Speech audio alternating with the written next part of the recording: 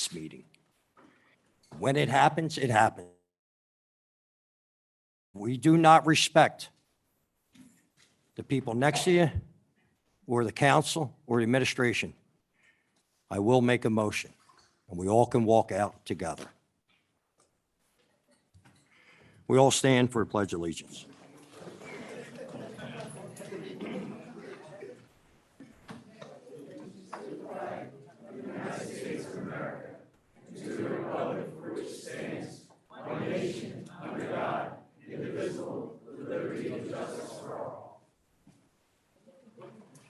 Can we please stand, stay standing, have a moment of silence? Prisoner of wars, men and women missing in action.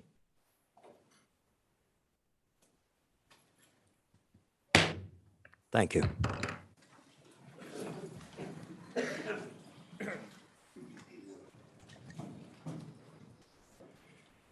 Secretary Billups, can we have a roll call? Sure. Councilman Heyman, Here. Councilwoman Blackwell, Present. Councilman Andrusko, Present. Councilman Sadiq, Present. Councilwoman Feralia. Here. Councilman Silva, Here. Council President Burke, Here. Councilwoman Billups is here. Councilwoman, sorry, Wagner. Here. Force of habit, I know. Councilman Tunis, Here. Vice President Wentz, Here. and we have, I don't see him. Officer Bateman? He's running late. Okay. Officer O'Garrett? Yeah, and we have the Honorable Mayor Barbara Ann Keffer, we have CAO Vince Mangione, and we have Solicitors Richardson and Kilkenny, and we have wonderful Alexis Cicchetti. Cicchetti, yes. Thank you, Secretary Billups. Rules of medium decorum. Upper Darby residents have the opportunity to speak for 3 minutes. Residents are prohibited from making threats, using profanity, or acting in a manner that would impede or prevent the conduct of the business of this meeting. So the 3 minutes, we will have 30 minutes of public comment, and then after 30 minutes, if council decides to lighten up, the 30 minutes, we'll take a roll call vote on that, and we'll go from there. So 5.0, guest speaker, former Vietnam War POW Ralph Galati, and I would like tailor-made vets to come up and introduce Ralph Galati, please.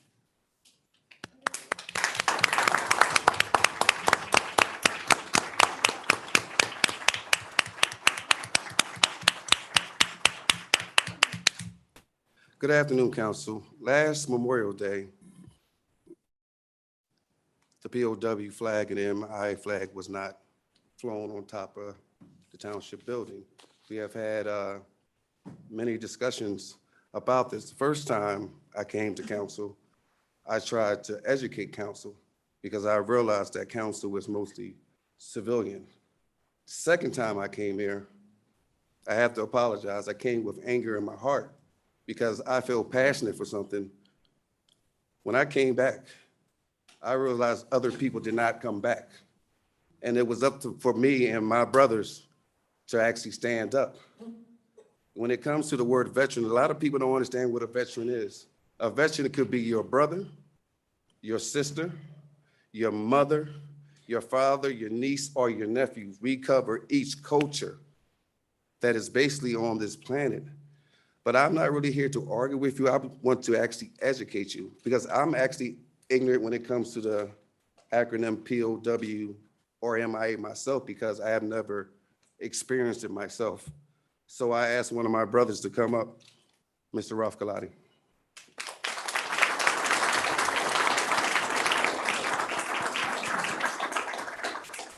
Mr. President, members of council, thank you for the time today. I'm here to ask for your support to fly the POW MIA flag over your building on a permanent and daily basis. This year marks the 50th anniversary of the founding and the formation of the POW MIA flag, Prisoners of War Missing in Action. It represents not just what happened during the Vietnam era, where it was specific for POWs and MIAs, but it's also an opportunity for our nation and our communities to remember not just the missing, but also as a show of endorsement and support for those that serve and for the families that sacrifice.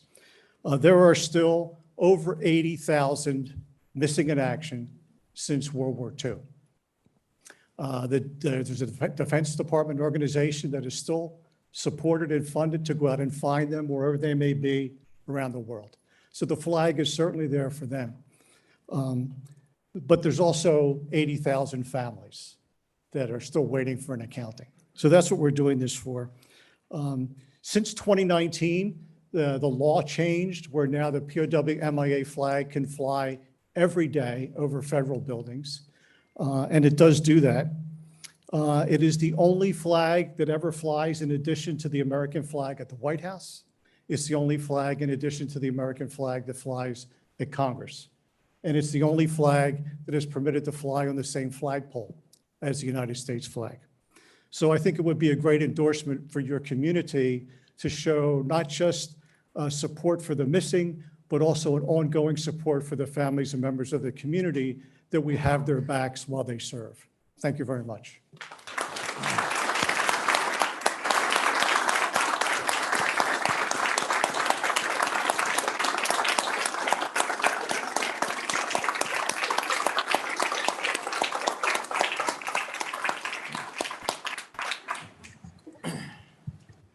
Mr. Galati, thank you very much. Taylor Mavets, thank you very much.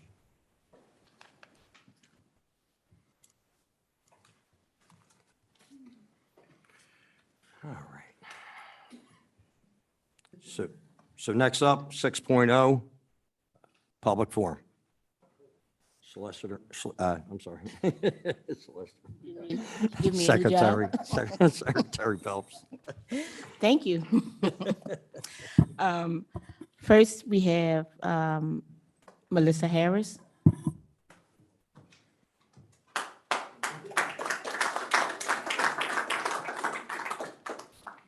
Hi, Melissa Harris, 3827 Berkeley Avenue. As many residents like myself, I was tired of the Republican stronghold in Upper Darby. I felt like there was time for change. I voted for this administration. And after that last meeting where half of the people here didn't even show up for the meeting, it shows the residents that you have your own agendas. This division among the council is out of hand. It's got to stop. You guys have got to start working together to make this township better. Right now, one of the biggest problems I think in the township, because I'm dealing with it every day, is this rental situation. Right now, we have 16 rental properties on my block and 8 duplexes. Another house is going up probably within the week, and that'll be 17. There has to be ordinances made. The homeowners are getting just squashed here. Mayor Keffer, you, Laura, Michelle, you guys walked our neighborhood during the summer. Nothing has changed. It's gotten worse. It's just, it's out of hand. And we need you guys to work together to help the homeowners here. It's out of hand, this problem. And I know you guys are voting on parking permits tonight. We are very much in favor of having parking permits on our street because of the rental properties. Nobody parks out back. They all park out front. And we have the duplexes and they all park out front. So I definitely hope you guys pass this parking permit. But you guys have got to start working together and this division has got to stop. Because if you guys chose that meeting, how many of you didn't show up? What, are you going to pick and choose meetings that you come to because you don't like something going on? We voted you in. We could very easily not vote you back in next time. So, thanks for your time and I hope you guys will start working together for us.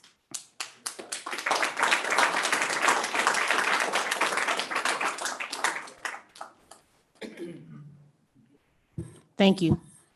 Next is Marion Minnick.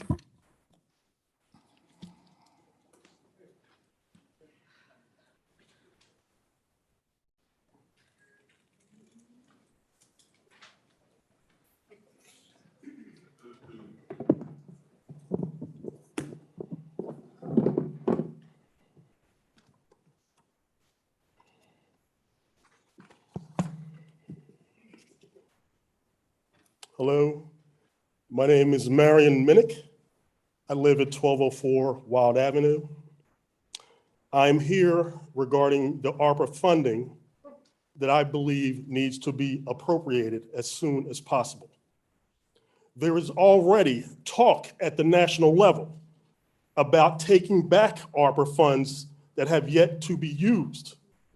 Speaking to reporters at the US Capitol, Senator Mitt Romney, as the lead Republican negotiator, has said funding for more COVID-19 tests and treatment would come from ARPA and the CARES money that hasn't been spent yet.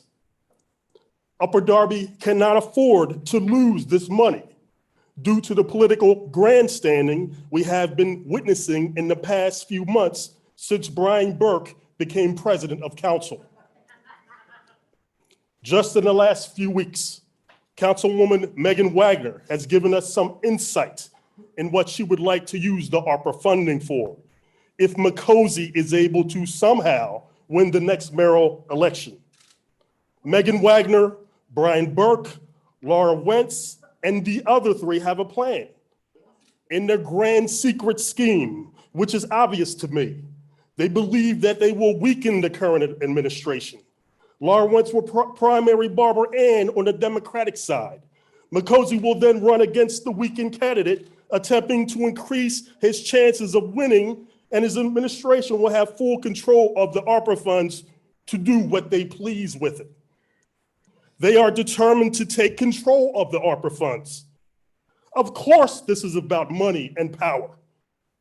What their misinformed plan does not consider is that the ARPA funds could be gone by the time they achieve their goals.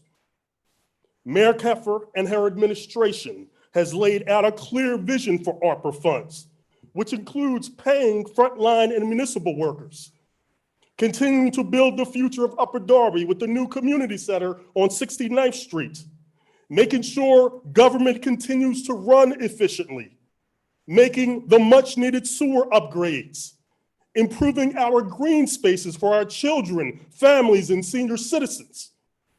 Why are you arguing about using the funds for the betterment of Upper Darby residents?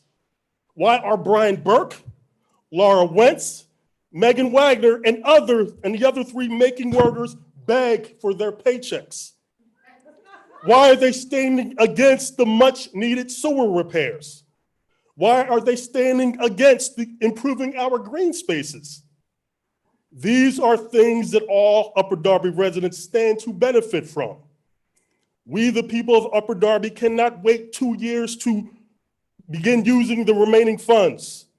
There's a good chance that the unused funding will have already been clawed back by the federal government by then.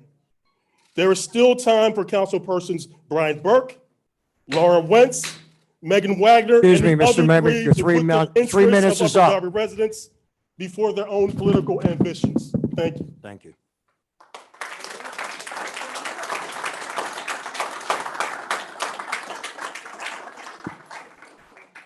Thank you. Next is Charles Priscabo.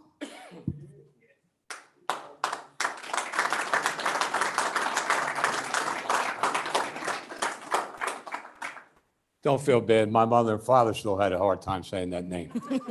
But I appreciate having the time to come and speak in front of the council. State your address, sir, please. 734 Primos Avenue. Thank you. And that's exactly why I'm here.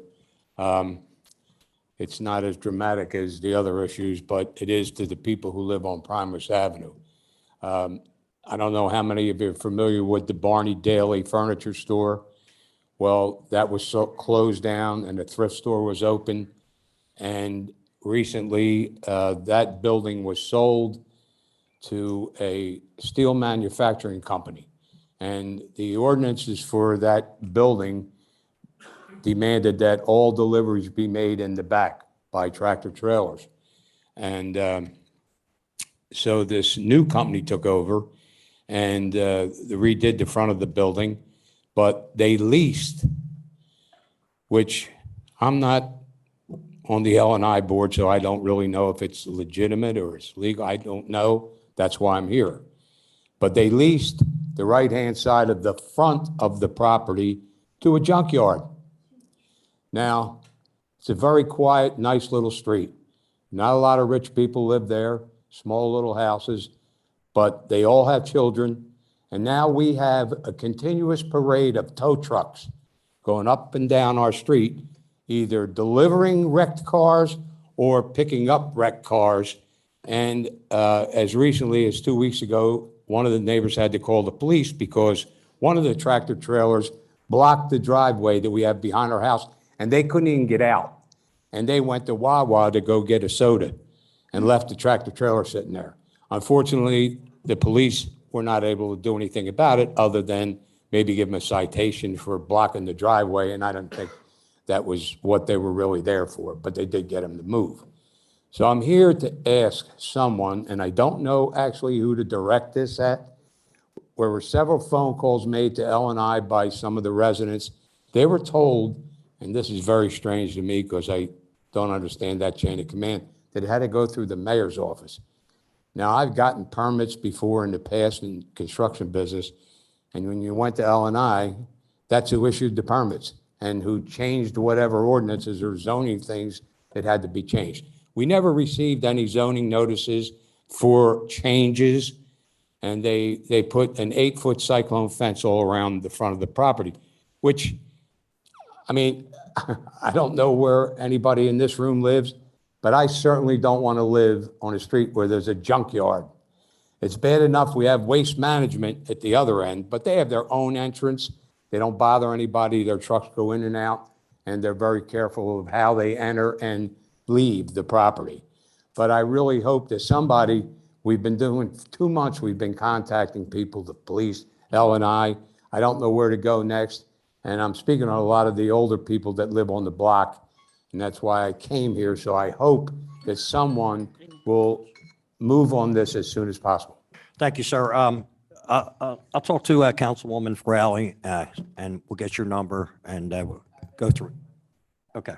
All right, We'll get thank a you. hold of you. We'll get a hold of you this week, and then we'll talk to the administration Okay. about it, and they'll look into it. All Thank right? you very much Thank for you. your time. Thank you. Thank you.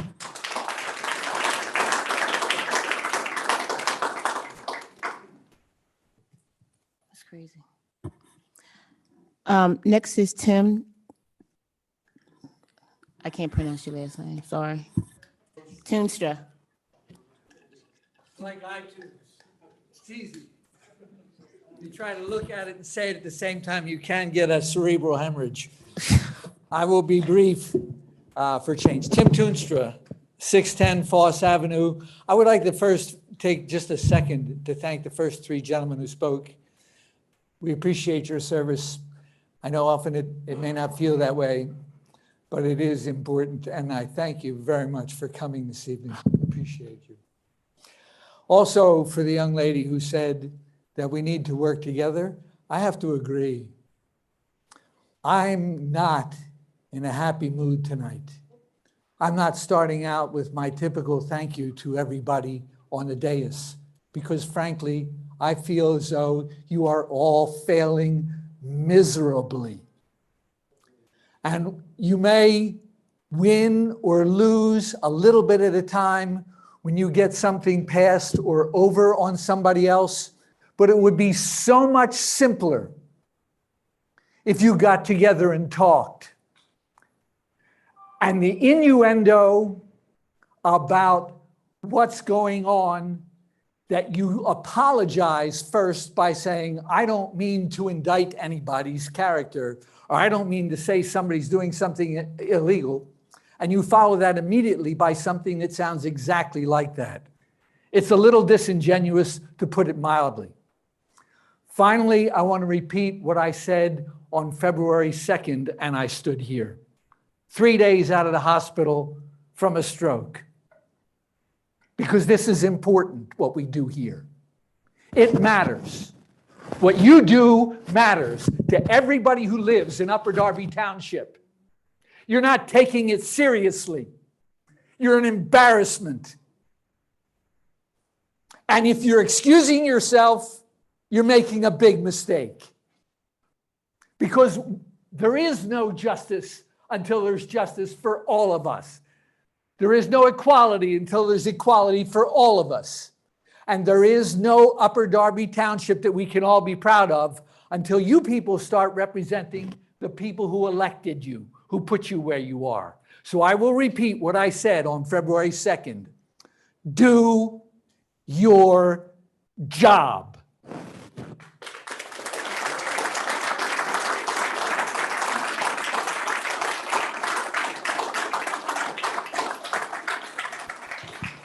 Thank you. Next is John Rosari. Thank you. John Bazzari, 353 Kirks Lane, Drexel Hill. Two things I want to talk about tonight. One is around the Arpa funds and the March 16th and March 23rd meeting, which I find some council members were very unprofessional in their actions, especially at the March 16th meeting when two council members were missing, and you took advantage of that and tried to stop the investigation using your majority. Then on March 23rd, when the special meeting was called, three of you failed to attend and were unexcused, as well as the mayor and the CAO. March 29th, Daily Times article. CAO Rangione is quoted as saying, "The money was not spent, it was in separate accounts." We've heard from Treasurer Heyman on February 9th about the discrepancy in the balances as of December 31st. And then mysteriously, February 7th, those funds are all in one account. We kept hearing that the funds were there, but we never heard, well, where were they? Where did they come from? And I'm asking you, Rangione, CEO Rangione, to tell us, where were they? December 31st, there was a balance of 17 million in the total accounts.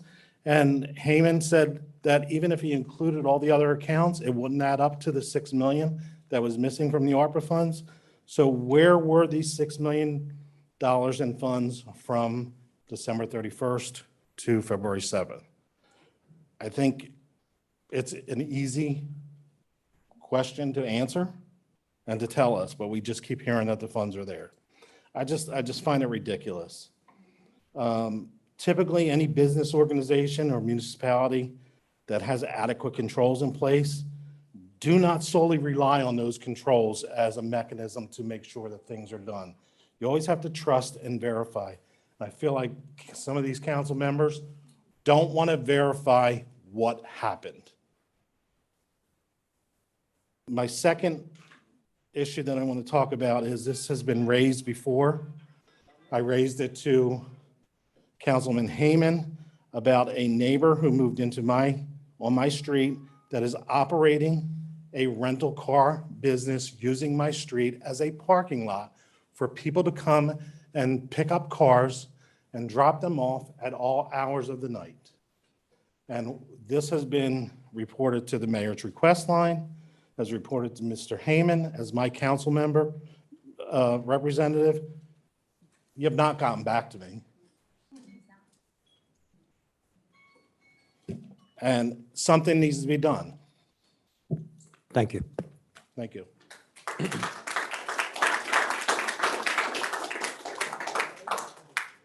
Thank you. Next is Phyllis Fields.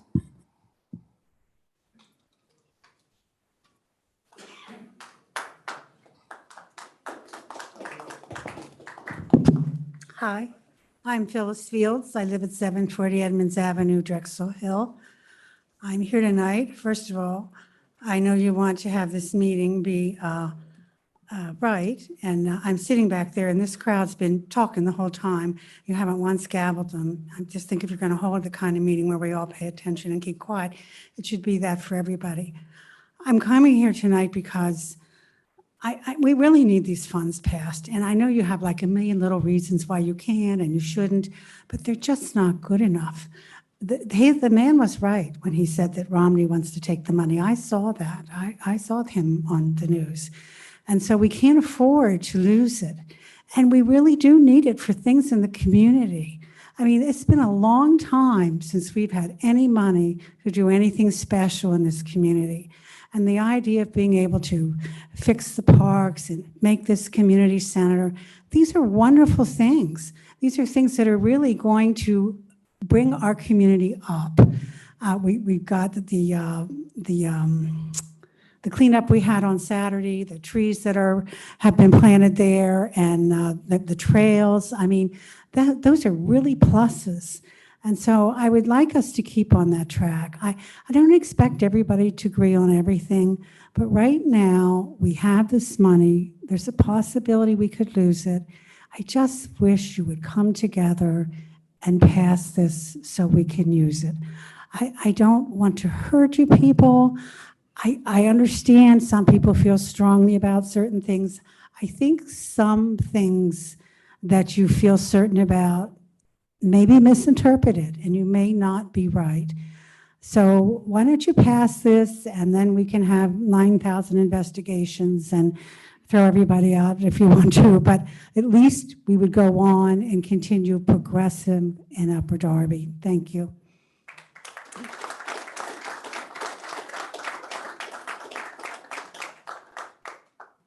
Thank you.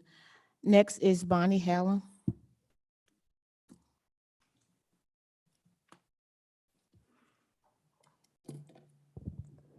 Bonnie Hallam, 4719 Woodland Avenue, Drexel Hill, PA.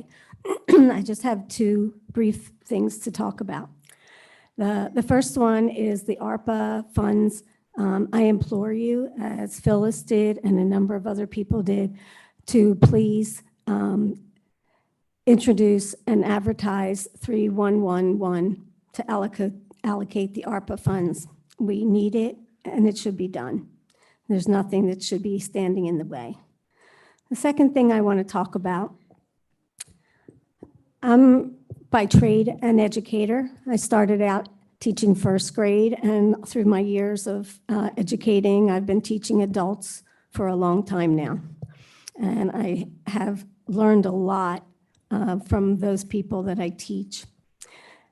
In the beginning of every meeting, we make a statement about decorum, and President Burke read it tonight, as he does at all the meetings.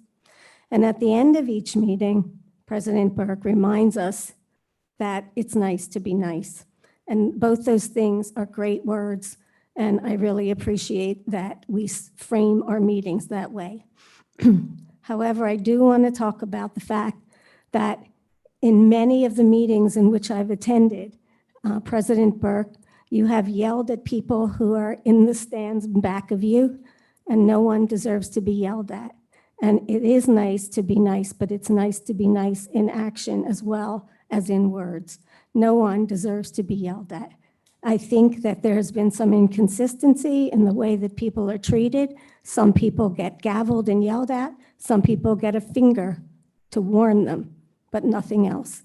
And that should be not consistent in this council meeting.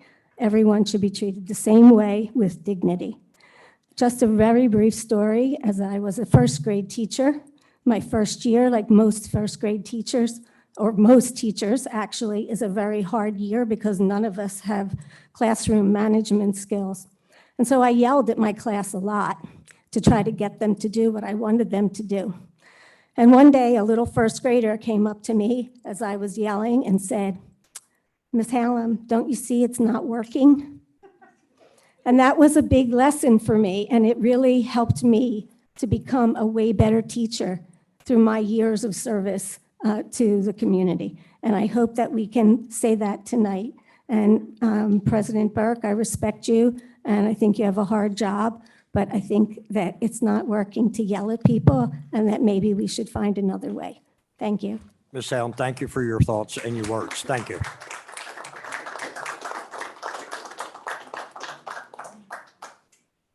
Thank you. Next is Ralph Galati. I think that was the gentleman that spoke earlier. Yeah, okay. All right. Next is Jim Tideman.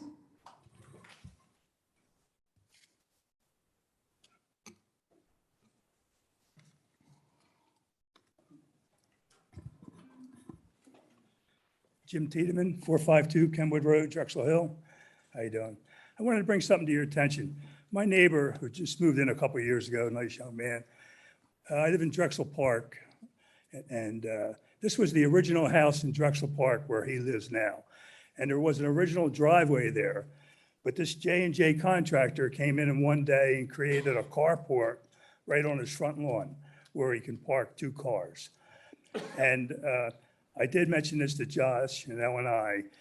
They did it without a permit in one day, but really what it is, we're breaking down the conditions in the park and creating something that, you know, who wants to look at 2 cars in somebody's front yard? If there was a driveway there, we should put a driveway in and use it as a driveway and not allow. So I don't want to set a precedent where other neighbors can start parking cars in their front lawn. Somebody tried to do this with Jeff Gentile years ago, and it was stopped when my mother-in-law lived down on Hillcrest.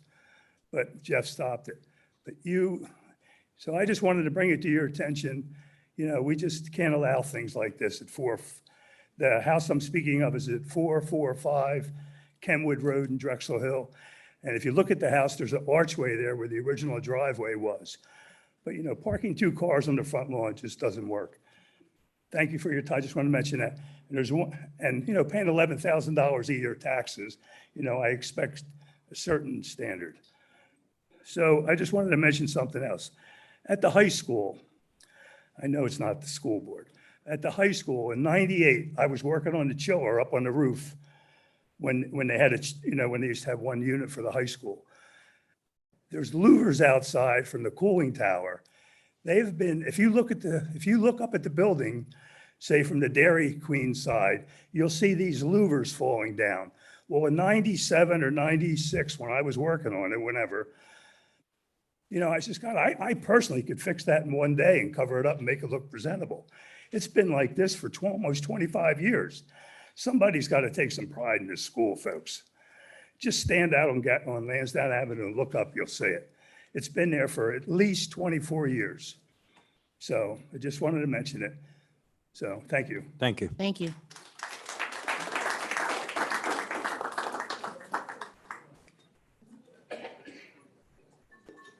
No, I'm saying, he's talking to him.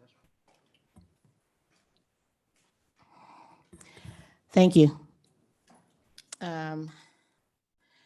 Next is Olivia Taylor.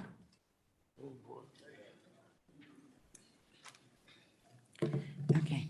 Oh. Olivia Taylor, 204 Kent. As we all know, 2 state troopers lost their lives since last week. It was brought to my attention that the American flag was not lowered in Trooper Martin Mack, and Braden Siska. Now I'm finding out that Martin Mack was a graduate of Monsignor Barnard High. I made some phone calls, got in touch with some people, but how many times do we have to remind you to honor our own? The gentleman from the POW came in here and spoke. Why should we have to? Every municipality around the state of Pennsylvania flies the American flag. Why somebody had to call you on the day this man is being laid to rest to lower the flag? I got in my car. I came around here and looked. I can see the rainbow flag up here. This man was being laid to rest, one of our own. And it is disgusting. To the Mack family and the Siska family, we didn't forget you. That deserves applause, people.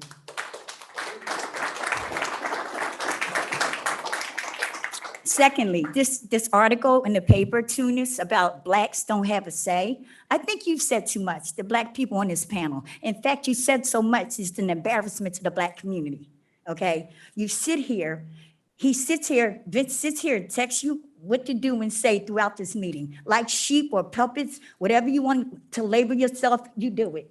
And then you put this garbage in the paper? Are you kidding me?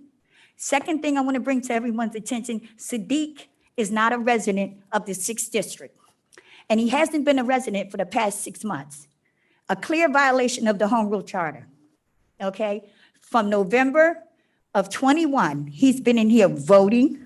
He's been in here giving his opinion while falsely representing my area. And President Burke, he's using his basement the old house on Overhill as his office, technically, to use the address. He now lives on Hilltop Road, which is in the 4th District. Thank you.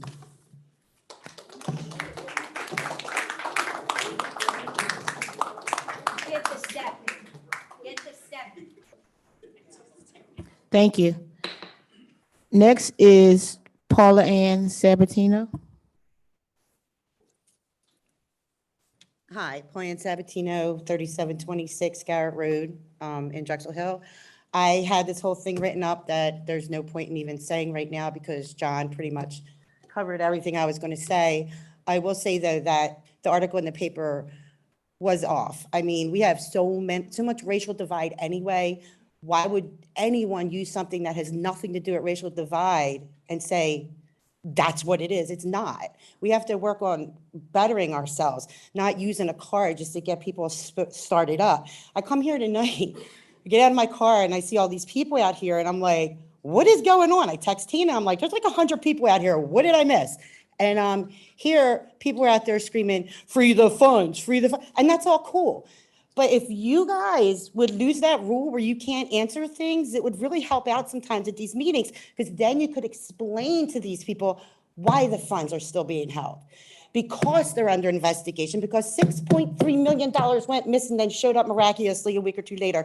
That's what you need to explain. We're not losing funds. MIT is not taking the funds. We have to what, 2024 to spend the funds? The investigation is going to be over this year. What is the big deal? Why is it such a necessity to not investigate for some of you council members? Now we're all going to sit here and say, well, Laura wants to run for mayor. Go, Laura, you do you. But I will say this, why aren't we calling out the CAO? Because he already ran for a state a Democratic seat, and he was endorsed by the Democratic Party. Your wife's running for office. We all have ambitions, every single one of us. But as a group, we do need to work together. I will say this, that Laura, personally, is taking more heat probably than anybody else. I know she's getting yelled at by her Democratic friends, and I think it's a disgrace. What'd I do? Okay. I think it's a disgrace and a shame, because she wants to have integrity and doesn't want to lower her standards to find the truth to fit your own agenda. That's, you people were brought in here by your parties. Once you got these seats, your job to take care of every single one of us. Now stop telling these people they're not getting paid. That's the most ridiculous thing ever. You are getting the ARPA money. It's going to take a couple months to investigate it. Tell them the truth. If you guys would answer questions, it would help out a lot of misunderstandings. Thank you. Thank you.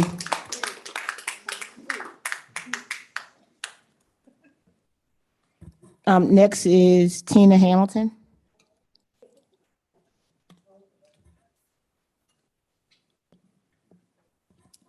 Good evening. Tina Hamilton, 4715 Woodland Avenue.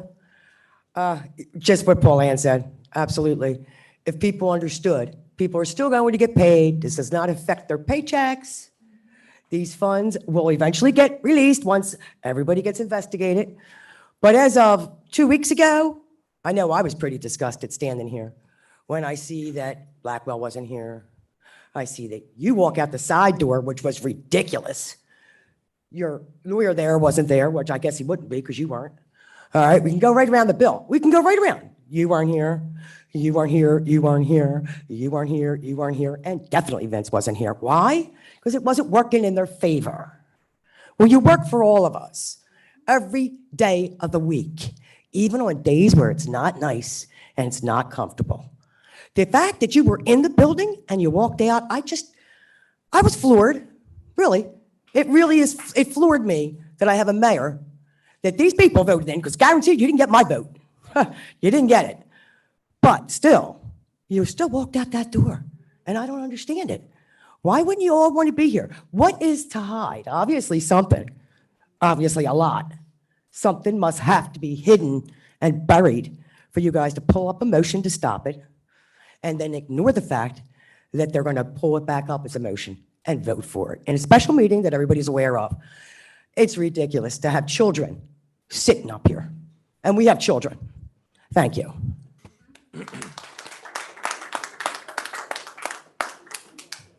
What's that? Yep. So it's been 30 minutes of public forum. So I would like to take, excuse me. So we have 7 speakers, which will be another 30 minutes. So I would like to take a roll call vote to extend the public forum or not to extend the public forum. So this vote is to extend the public forum. So you're asking for a motion to extend? Yes. Can I get a motion to extend? Okay. Okay, yep, yes, go ahead. Anybody second it? Okay, I'm sorry. Okay. Yes, I would like to make the motion. I'll second the motion. okay. So we're going to vote on to extend the public forum. 7. Take a roll call vote. Sure. Councilman Heyman? That's a yes, and I'd just like to make a note, we did an hour of public forum on March 16th. There was no roll call vote. That's fine. Councilwoman Blackwell? The motion is extended to extend the public forum. Yes, That's it's a what I yes. said, yes, to extend the public It's a forum, yes. Laura. It's a yes. She said what she said.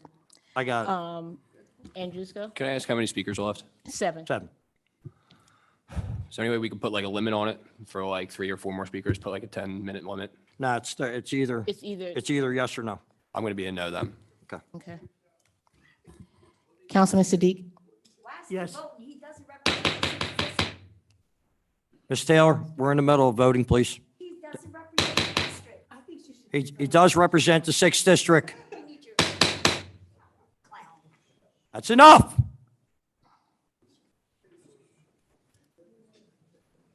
Continue with our vote, please.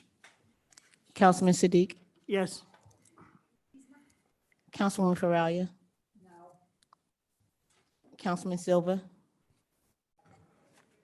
Yes. Council President Burke? No. Councilwoman Billups is a yes. Councilwoman Wagner? Yes.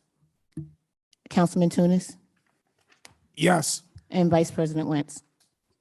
Yes. 8-3, continue. Yeah. Speaker 12. Yes, sir.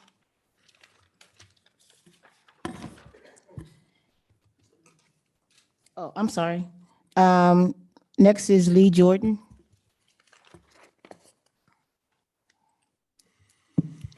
Lee Jordan, 90 Pilgrim Lane, Drexel Hill. And I'll be brief. Thank you for extending this. My comment has to do with the new website, the new township website, which I actually didn't even know we were getting a new website because I actually thought the old website was fine.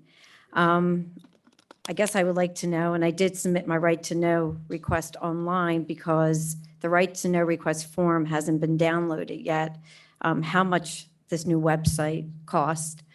I also would like to know, I noticed on the calendar, if we're having zoning hearings anymore, because they weren't on the website. I went 3 months out. And I guess maybe I missed the email that went out about asking resident input on the website. We know that a reoccurring theme in Upper Darby Township is communication. So I think if you were going to go forward with a website redesign, that you should ask the residents what they're looking for when they open up the township website. I can tell you right now, it's a lot more difficult to send an email to the township. You now have to log in. And I'm not sure why we did this to begin with. So my suggestion is right now that a soft rollout of the website should have been done because it has a lot of flaws in it. Whoever your administrator is, and I guess I'll find out through my right to know request, it should be taken down and relooked at again. And I suggest, and we hear the theme throughout the township, communication and money, that we relook at this website and make it more user-friendly to all the residents in Upper Darby Township. Final comment. Thank you. Next is Anthony Walsh.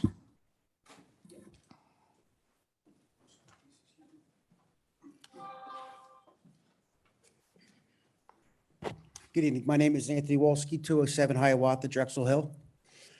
I'm here this evening to speak, pretty much about the ARPA.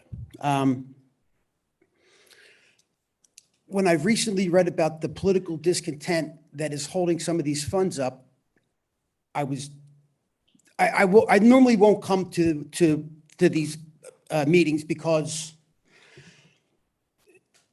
I don't like the politics. I really don't. The politics, it drives me crazy watching Fox, MSNBC, both of them. They both polarize this country in ways that it's going to be hard to fix.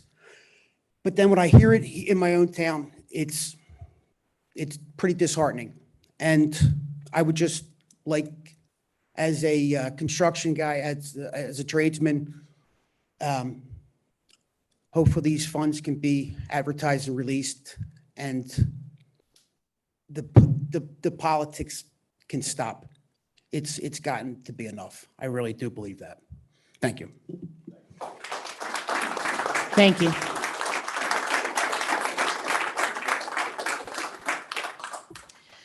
Next is Desiree Lamar Murphy.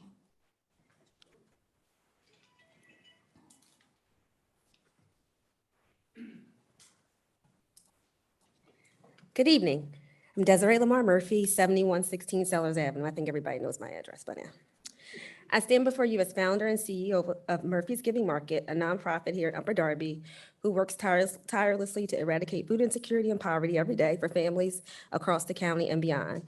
We provide more than just food. We offer services to help families and individuals lift themselves out of impoverished situations to become more independent.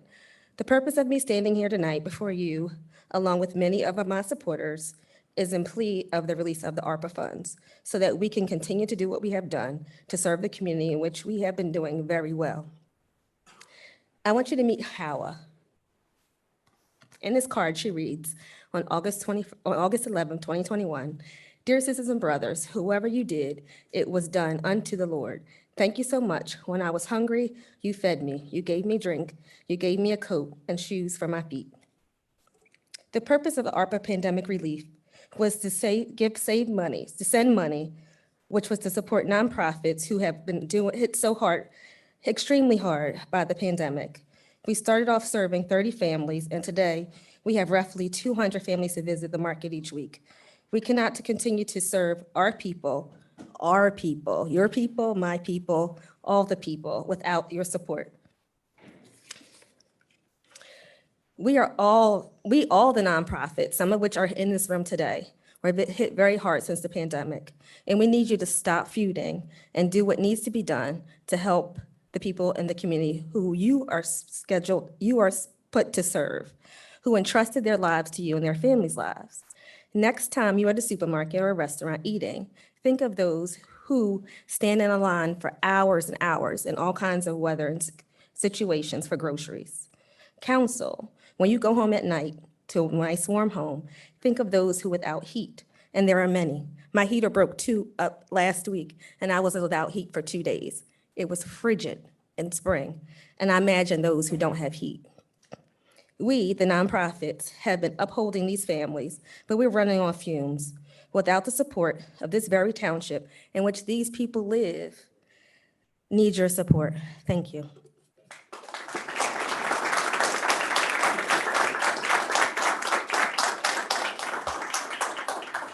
Thank you. Edward Brown.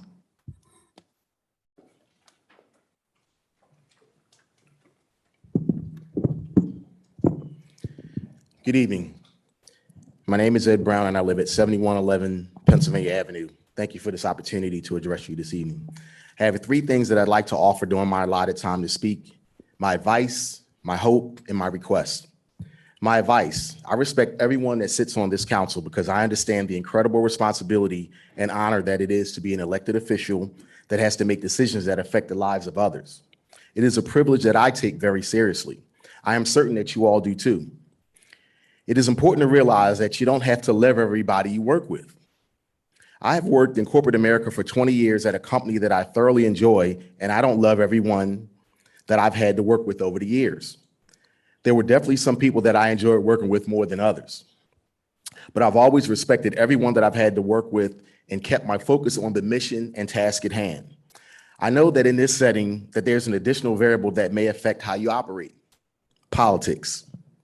For the good of your colleagues, the community, and your conscience, please don't let that control you. Please remember that the focus should remain on what is best for the community. As the president of the school board, I don't always agree with everyone on the board. That's okay, because everyone on our board respects one another. And even when we don't agree on an issue or the best course of action, we accept it and don't think that there is an ulterior motive that's driving our decision. Please renew your commitment and your oath to your role to respect each other and collectively work as one body to make the best decisions as you see fit for the good of the community. I am hopeful that the tone and tenor of these meetings will improve and that you will actually enjoy the time that you have to govern together. It makes for a very long term when you dread having meetings or working together. I think President Burke ends every meeting with something like, "It's nice to be nice." I'm not sure that's followed based on what I've witnessed. Please find a place where you can peacefully coexist and serve in harmony. Call me an optimist, but I think you'll all get there, and that each meeting will get better, and you'll learn to respect each other and treat each other in a professional manner. Lastly, my request. I need for all of you to know that there are a number of nonprofits in this township that are doing great work and trying extremely hard to improve the lives of the residents in our community. I'll just mention two. I am the business manager of Men of Action Brothers of Faith, and I am a member of the advisory board for Murphy's Giving Market that you just heard about.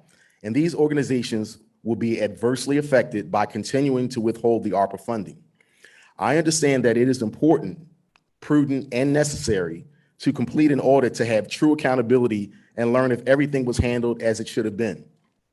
I don't think the community should have to pay twice for dueling audits. I think that it is fiscally irresponsible. Please learn to trust each other so that you don't have to duplicate effort at our expense in the future. I also think that the audits can still continue if the rest of the money is released to allow important projects to stay on task with no delays. Unless I'm mistaken, the Excuse me, audits Mr. will Brown. automatically stop if the money is released. I just have one more sentence. Your time is up, Mr. Brown. Thank you. Just like Can I everybody just read else. my last? In summary, the mayor, I Brown. believe in the mayor and I believe in all of you. Okay. Mr. Brown, just like All right. everybody else. All right, I'm sorry. Thank you. Thank you. Thank you.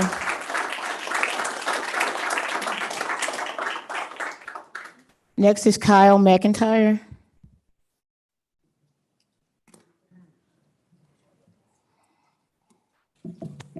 Kyle McIntyre, 1040 Drexel Ave. So I was going to get up here and speak about a completely different topic, but since this is probably going to be the last time I get to speak on this topic, because there seems to be some misconceptions about the ARPA funds, I thought it'd be prudent to take the time as a citizen to inform council about this. If you do not advertise and release these funds, they will be gone. They will be gone by May. The feds have already taken millions of dollars back from El Paso County, from South Dakota, from other states already. They did the same thing in 2014, they did the same thing in 2008, and they did the same thing in 2020 with the first round of pandemic relief. They will take it back. I don't want there to be any misconceptions about that. And to be fully transparent about the political implications, Republicans are in control of council. If you lose that funds, you're giving the Democrats probably the best campaign ever, which is shocking, to be honest, at this point. You're giving them the race because they will run against you and say, you tore down a community center. You took away funding from sewer repair from our children. I mean, everyone can get behind passing these ARPA funds. They are there. Please, dear God, find the strength, break with your ranks if you have to, pass the ARPA funds. You will lose them. I'm serious. And for a lot of the nonprofits out here, yeah, they are running on fumes. I'm not saying this as somebody who cares about politics or what side of the aisle you're on. I truly am speaking to you all as somebody who's a community resident. I understand, do your investigations, do what you need to. Please pass the funds, because like I said, you will lose them, and it will be your fault. Thank you.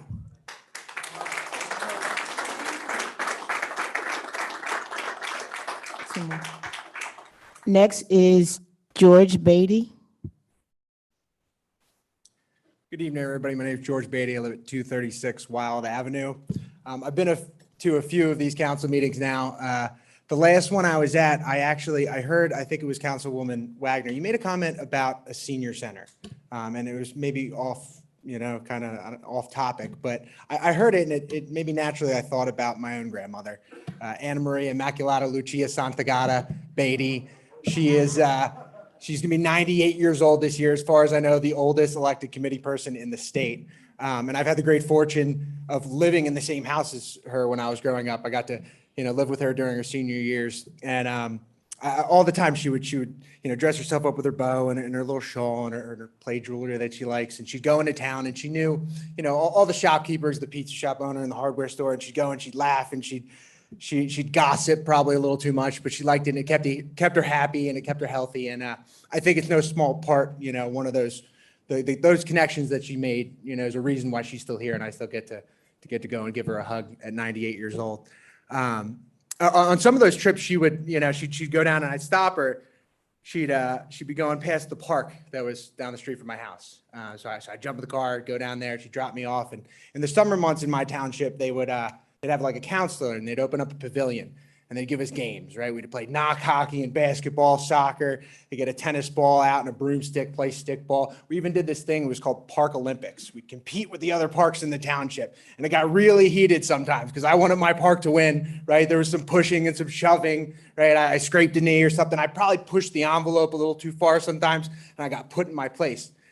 And I like to think that, doing that taught me how to be a person. Right? It taught me how to work with other people and know when I'm going too far, right? It taught me how to play fair. And we've heard about the community center that might go up, and I think that'll serve the same purpose for a lot of the kids in Upper Darby Township, right? Like a place where they can go face to face and learn how to be a person, a civil adult in a community. And it's important because more than one of them is going to be up here one day, and I'd like to believe that they know how to play fair. Right? They know how to operate with other people nicely. I haven't seen that from the council. My point is that these Arpa funds, they can do a lot of good for a lot of people in this township. That's not debatable. What you want to spend them on exactly, you guys can work that out, right? We can have a civil debate about that.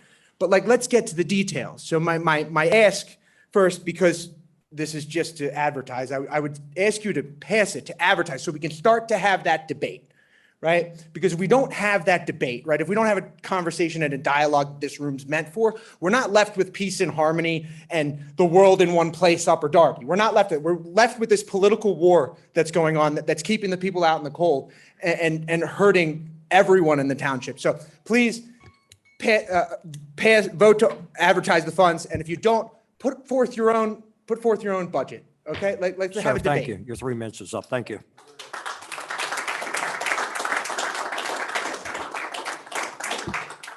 Next is Myron McNeely. Is he here? I don't think he's here. Is he outside? Okay. Gone once?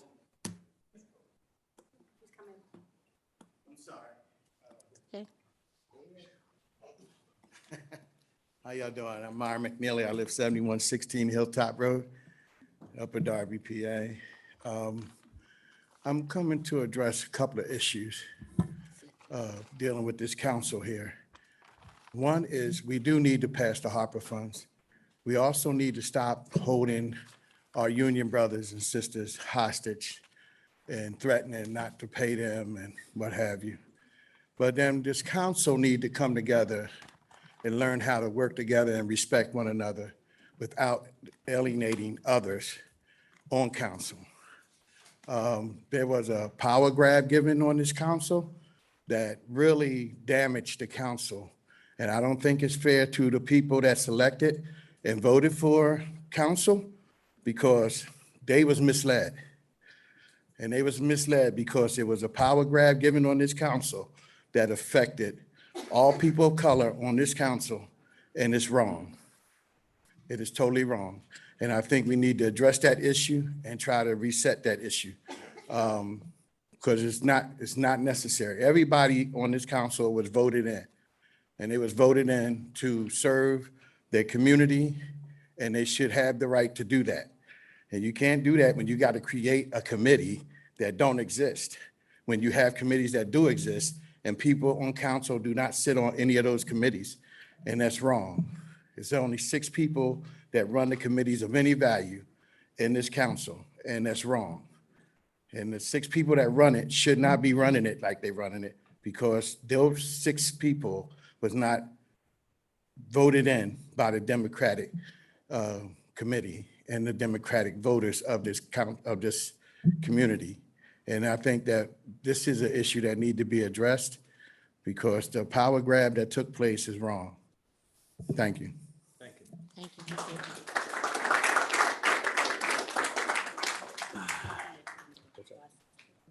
Yeah, I know. Yeah, no.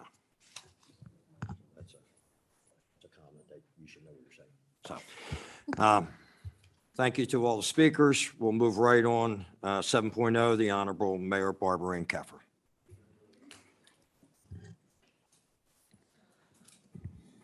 Good evening. We have a couple presentations that I'd like to start out with. The first is from Donna Stillwell, who's representing Brinker Simpson, who has taken over sort of reorganizing our finance department. So Donna, oh, there you are. Good evening, everybody. As Mayor stated, my name is Donna Stillwell. I'm with Brinker Simpson. We were appointed the finance director, and we started here at Upper Darby in March. So the team that is working with me to assist the township as the finance director is Marcy Delarenzo Rossi and Laura Will. We are all CPAs, and we have worked in government accounting as well as private industry. If you're interested in finding out more about us, you can visit our website, www.brinkersimpson.com. Excuse me, Ms. Stillwell, can you wait a minute? Yeah, I'm sorry. So everybody clears the room quietly. Officer Bateman, okay, could you guys close the doors? Thank you. I'm sorry, didn't want to interrupt you. I want to make sure everybody hears you. To become acquainted with the township, we scheduled introductory meetings with the various departmental leaders to get an overview of responsibilities and to discuss how we can help the departments. Our goal is to improve operational efficiencies where possible and ensure they have the information needed to run their department. So I really want to thank all the department leaders and all the various people that we met with and all the people in finance who have helped us through the first 5-6 weeks that we've been here. So our goals for 2022 are to convert the new accounting system to OpenGov, have the finance team fully trained on the system, define internal controls, policies, and procedures with the new system. Marcy on my team has actually worked with the OpenGov consultant in a prior role and is very comfortable working through the conversion. Work with Mally to complete single audits and the 2021 audit and address the audit findings. Laura on my team has performed governmental audits and will be working with Mally to complete the open single audits as well as to complete the 2021 audit. Provide useful information to the departments regarding their financial performance and to provide more complete data to administration, such as a balance sheet. We are going to continue to deliver the green bar paper from the system. We are not going to recreate the wheel and use and put them in Excel. With the conversion to OpenGov, it's really not the best use of our time. We want to focus on that, and you're going to get the reports out of the system. I plan to have monthly reviews with the various departments to review their financial reports as well as document departmental procedures. The other thing is in midsummer, we will begin to meet with department heads to develop 2023 operational and capital budgets. Will involve the Drexel interns to assist us with the audits and document the procedures. So I believe that you have copies of the 2020 audit that Mr. Herr from Malley will present, and we had prepared our responses to his findings in the 2020 audit. What I would like everybody to keep in mind is that we started in March of 2022, so the same findings will be present in 2021. Excuse me, Ms. Stillwell, real quick. Did you say that we had copies of it? I thought that you did. I mean, is that what you just said, right? Yeah, Okay. the 2020 audit. Does anybody have a copy? Okay, okay, that's fine. So finding number one, the township records transactions on a cash basis using Harris accounting software. The conversion to the accrual basis of accounting at a period end is largely dependent on annual adjustments. The auditor identified several significant adjustments in 2020, and many of these adjustments related to payables and receivables incorrectly booked or not identified as part of the conversion process. The auditor recommended a formal management review process of financial information, specifically of individual financial statement line items and related footnote disclosures, to ensure the financial statements and financial information provided are materially and accurate and complete. I do have this in writing, so I can distribute it. I don't know if you want me to read it word for word.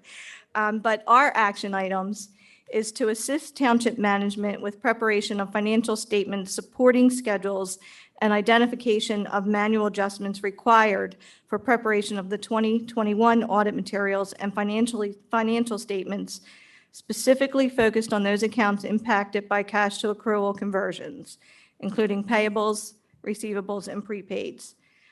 We will perform a review of cash receipts and cash disbursements transactions after the financial statement date, focused on high dollar values to identify transactions related to 2021 fiscal year and to identify significant items requiring adjustment for cutoff. We will assist the township with a review of valuation related accounts such as allowance for doubtful accounts and deferred revenue.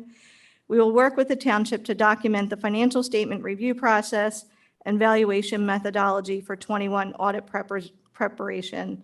Although again, as I stated, we didn't start till March, so the findings from the 21 audit might be similar. And we recommend a closed timeline be implemented to ensure that reviews and adjustments are performed timely after the period close.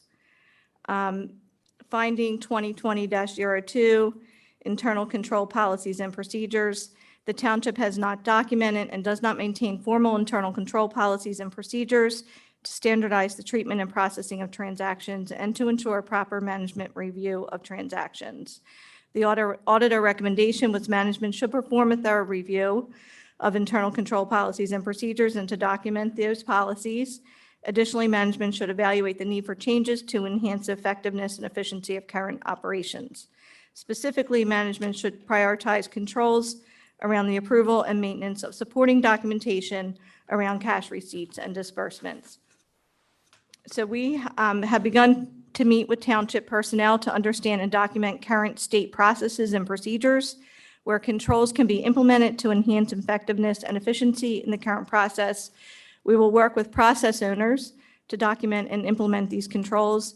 We will create a current state policy, procedures, and controls document to be approved by process owners, and this approval will be documented. Finding 2020-03, record keeping. Issue summary. The township did not maintain appropriate supporting documentation and records throughout the year to support financial statement line items. Schedules were created untimely after year end for the auditor, especially the capital asset roll forward, and supporting documentation for daily transactions was not maintained and presented to finance management, specifically cash receipts. Auditor recommendation, management should perform a thorough review of current internal control policies and procedures and document those policies. Additionally, management should evaluate the need for changes to enhance the effectiveness and efficiency of current operations, Specifically, management should prioritize controls around the approval and maintenance of supporting documentation around cash receipts and disbursements. So again, we recommend that a monthly close timeline be implemented to ensure that financial schedules are updated and created timely throughout the year. Monthly monitoring reviews should be performed by finance management to ensure complete and accurate financial information recorded in the GLs and supporting schedules. And we are going to obviously, as the finance director, actively participate in that action item going forward. We will meet with finance management to document a master list of important financial schedules to be updated and reviewed throughout the year. And we've begun to meet with township personnel, as previously stated, to understand and document processes and procedures around cash receipt and cash disbursement processes. We will make recommendations regarding the documentation to be maintained and reviewed by finance when performing these procedures, and we will review with township staff the appropriate dating of transactions using the supporting documentation. We will work with management to ensure a process is in place to review census data annually and check the data against the township's internal records to ensure the data is accurate and complete prior to submission to actuaries. This procedure and review will be documented. Grant management. The township does not have a system in place to perform comprehensive tracking and reporting for grants in accordance with generally accepted accounting principles and the Uniform Grant Guidance, which require that all grant revenues and expenses be presented in separate accounts clearly identified as dedicated for specific grants, and that reciprocating revenues be recognized as expenses as incurred, recording deferred revenue as receivables as needed. The lack of grant management has caused delays in the performance of single audits and required filings with the Federal Clearinghouse. Again, the recommendation from the auditor is to update the grant tracking and management process, include updating the ledger and policies for recording grant revenues and expenses to ensure that amounts are recorded separately as required. All current grants in process should be analyzed to compare the original grant award to expenses by year to determine revenue receivables and deferred revenues. So our action items to address this concern will to work with management and staff to obtain a comprehensive list of in-process grants, to work to review expenses and cash receipts associated with these grants to implement appropriate accounting. We'll work with township management and staff to obtain the documentation requested by the auditor as it relates to the 2019 single audit, and we'll work with township management and staff to create the CFA schedule for 2020 so the auditor can begin the 2020 single audit.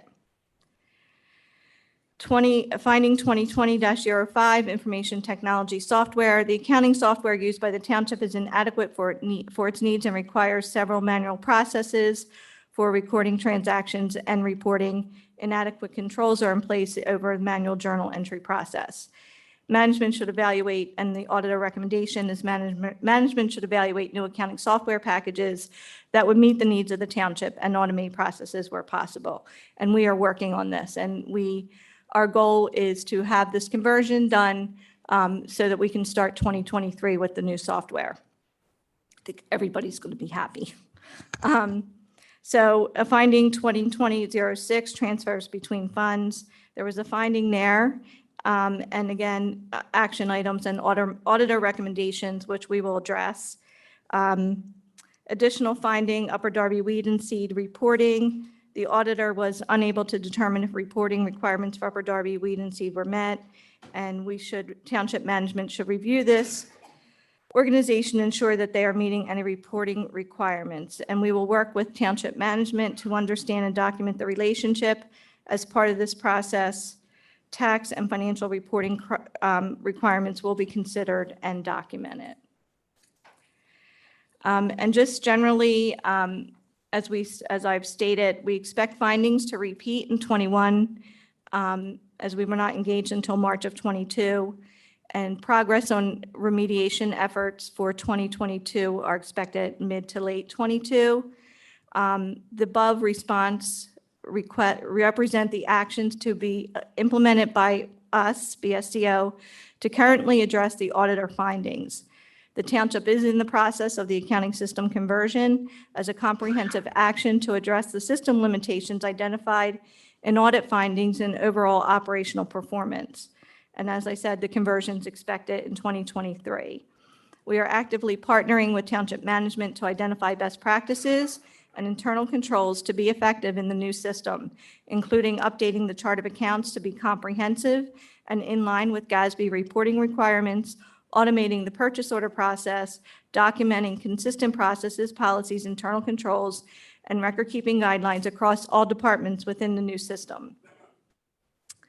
And then our primary focus will be on the transition of the new system, documentation, and implementation. Our goal is to have appropriate controls in place once the new Gov system is operational. And however, where we can make improvements now, we are working to do that. So that is it. Thank you, Ms. Stillwell. I have a couple questions. How many hours a day is your team working for the township? We are available 40 hours. We set up a email, upperdarby@brinkersimpson.com, so anybody can contact us. We respond to emails immediately. We are on site 16 to 24 hours a week. So is it 16 to 20 plus the 40 a week? That we're available. Okay. We're on site physically here. So today, Marcy and Laura, we're here almost all day. I'm usually here on Mondays and Fridays. And obviously, you'll be here to at least October, November, till we get to the next budget, correct? At a minimum? Oh, yeah, At a minimum. absolutely. Okay. Yeah, we're going to start budget meetings in the summer. Yep. So we're ready. And so we Well- can address also and work with the department heads and also look at what the finances are. So we'll have the 2021 budget before we, 2023. 2022 budget before we go into 2023's budget, right? You'll have the audit done? 2023 Yeah, you'll have the budget. audit done? The 21 audit should be done before the 23 budget is Okay. done. Okay, thank you. Questions? Anybody from council have questions? So I'll go with Mr. Heyman, then Ms. Farrelly, and then Councilwoman Wentz. And then after that, we'll go from there. This isn't really a question for Donna. I think we know each other pretty well. I just wanted to say that Donna works for us in Fallcroft, where I'm the borough manager. I think she does fantastic work. I think her entire team does fantastic work. So anybody that needs, that isn't sure about that or isn't aware of this firm, I just wanted to recommend it. Oh, our website, it's brinkersimpson.com. Oh, the email address, it's upperdarby@brinkersimpson.com.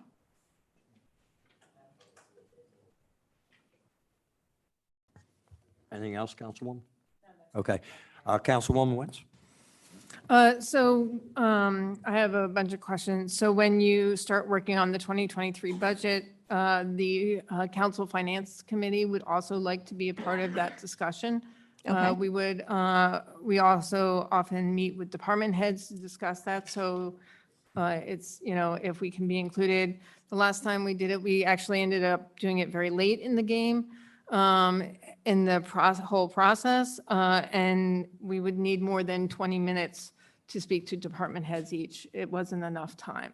You weren't part of the equation, but, the Finance Committee would like to be able to meet with you and the other department heads to really be able to discuss their needs. Okay. Since council is the ultimate body that passes the budget, we need to have some conversation on that to be included.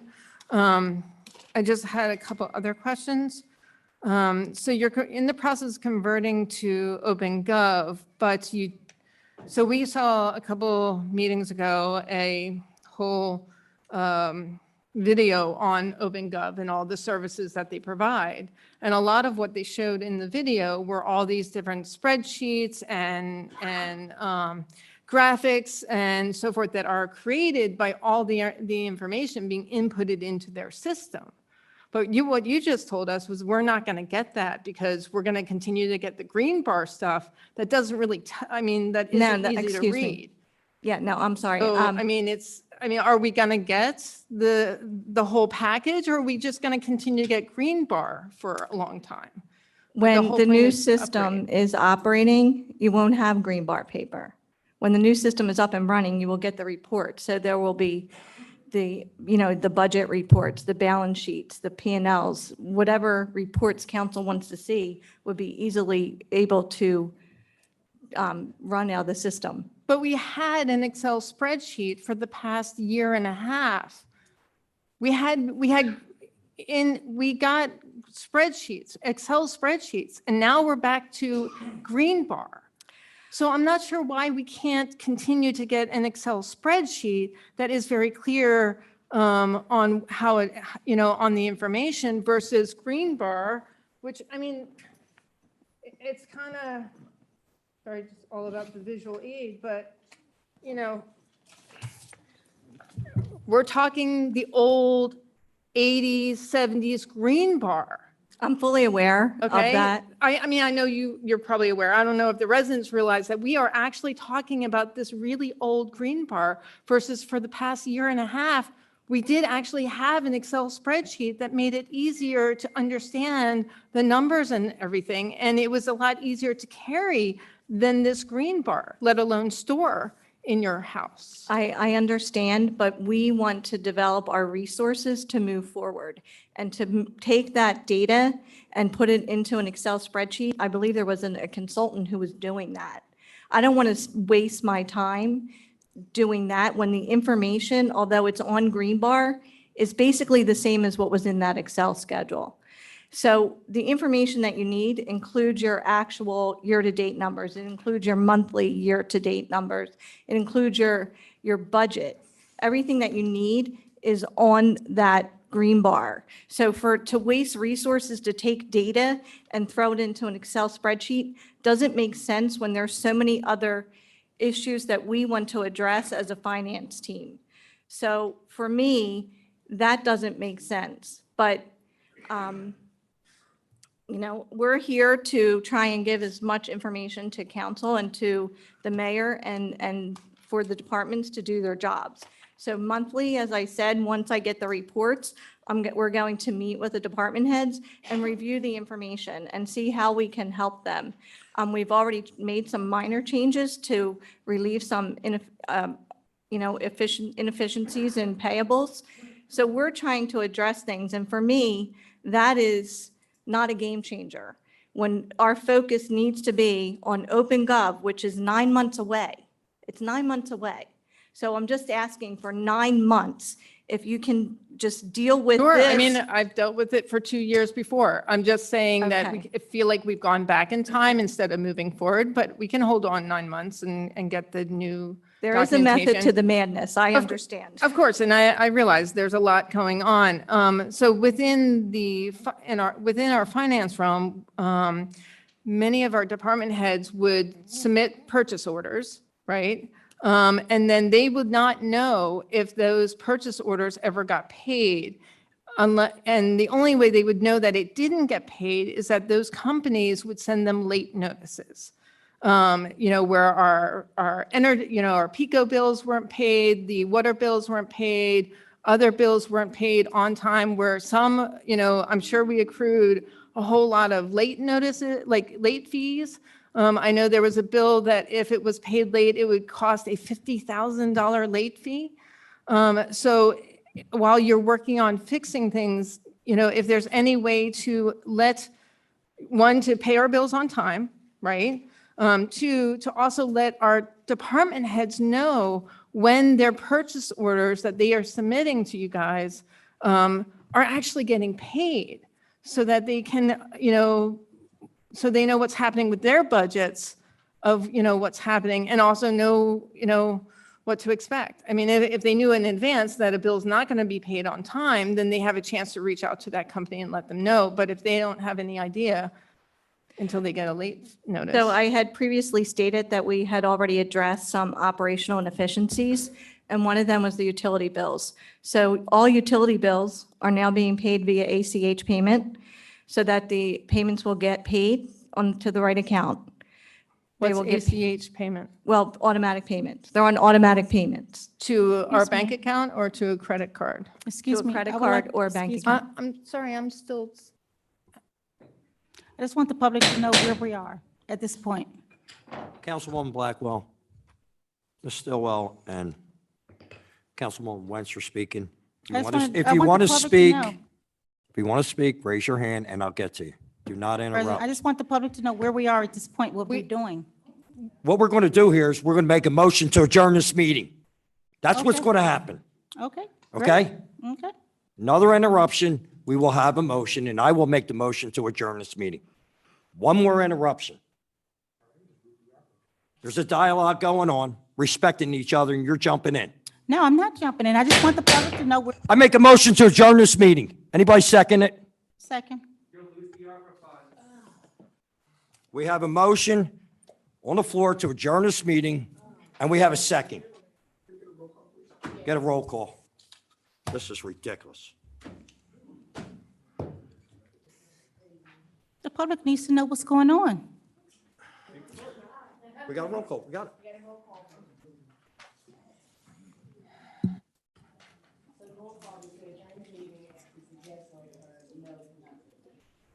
Yep.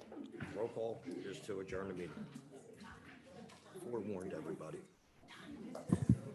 This is crazy. Counselor Excuse Heyman. me, quiet. Counselor Heyman. No, voting no, not to adjourn. Right. Counselor Blackwell. I say no, we're going to continue, but I need the public to know what's going on.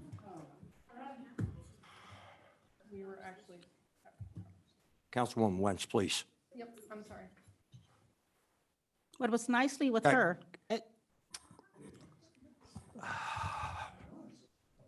Counselor Andrewsko. I didn't feel the actions last meeting, people not showing up was appropriate, and I think it would be hypocritical to leave now, so I'm going to vote no. Let's continue the meeting. Counselor Siddiq. No, continue. Councilwoman Faralia. No. Councilman Silver. No. Council President Burke. No, Councilwoman Billups is a no. Councilwoman Wagner. I got quiet, don't I? Much for the same reason as Councilman Andrusco, I didn't feel it was appropriate that people didn't show up last time. So I will also vote no.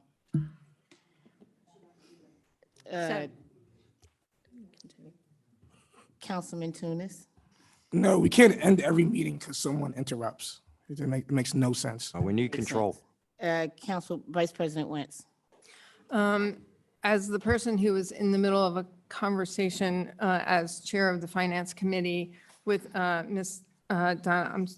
Simpson, Stillwell, I would like to, we are having a good conversation. So it's a committee meeting. We're supposed to Yes, get please information. So I vote yes to, Yes or no? no to adjourn, yes to continue. So We no need to adjourn. respect everybody. We had a conversation going on, and I said, if we go back and forth, I'm going to call for a vote, and I'll do it again and again. And where the vote goes, it doesn't matter. There was a good dialogue. We were almost finished that. You have something to say, Ronjion? CA Ronjion, you're shaking your head. Do you have something to say to me? I can't call for a motion? They had a good dialogue. It was almost finished. You just went like this to me and you shook your head to me. Okay, fine. All right. Okay, that's fine. Can we get? I'm just trying to get a control of the meeting, and it was going back and forth. That's all. So continue the conversation. Thank you. So Councilwoman Wentz, to address your concerns, we started to look at ways where we can set up the utility bills because they're monthly recurring expenses to be on auto pay so that the township does not incur late fees. And so that when the checks are sent, sometimes they were being applied to the wrong bill. And then some bills would have large credits and some bills would have, outstanding balances. So we've addressed that and that's currently in process. Thank you for doing that. That's really important because that was one of the biggest concerns that we were getting from department heads and employees about the late payments. And also, for any council member, anytime we pay late, we know for ourselves, it reduces our credit score. So, a township that's paying their utility bills and so forth late on a regular basis and others, it's not going to help us to get loans and bonds in the future. So it's really important for us to be on time on our bills. Yes, and it's an easy fix and it's something that we've done with all our clients, public and private. So they're Great, thank monthly you. recurring bills, they don't change. So it's just a simple fix. So we've addressed that. The other issues of department leaders not knowing when their bills are paid, the purchase order system is very manual. And we expect that to improve significantly once we move to OpenGov. Okay, great. And I was just curious, how much does it cost the township for hiring your company? Not discussed. Our fee is $12,000 a month. $12,000 a month, thank you. For 16 to 20 hours in a week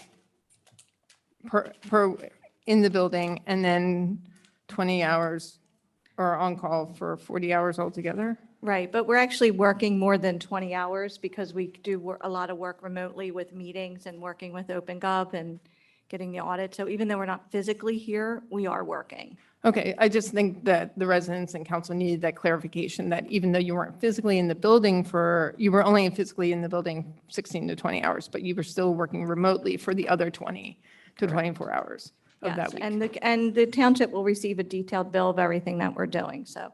Okay, great. Thank you so much. Appreciate the information.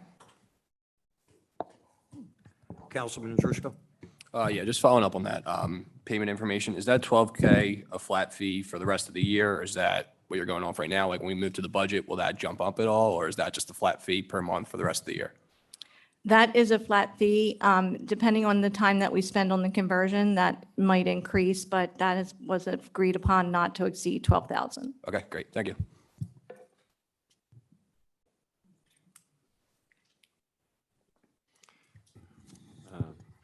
No, I'm Go ahead. sorry. Councilman Silva, go ahead. So, sorry, just going back to the green bar item there. So our expectation would be to expect like the reports in green bar for the remainder of this year, and then the beginning of 2023, we'll be able to get more like the compiled reports from open.gov. Correct. Okay, thank you. Mhm.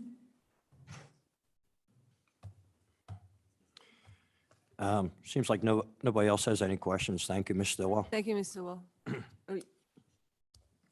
Oh, Well, not- Councilwoman Blackwell, I'm sorry. Go ahead. So it was not particularly from you, but in per se with the finance committee. With the reoccurring bills, do we get a deduction for paying the bills reoccurring? Is there a 2% reduction? When you pay your bills on time, you maybe get a discount. There's not a discount on utility bills for paying them on time. It just negates late fees being charged. We do, we get a discount. When you pay your cell phone bill, you get a discount if you pay reoccurring. Really? You do? Go ahead, Ms. Blackwell. You have the floor. Okay. So there are no discounts for paying the bills on time via occurring from a person's bank account. Not for Pico or for Aqua or for Comcast or for any, vendors will offer 2% discounts if you pay them early. So some vendors, not all vendors, it would say it on the invoice. So, but Pico does not offer you a discount to pay it early. If they do, I don't know about it. Thank you. You're welcome. Thank you, Ms. Stillwell.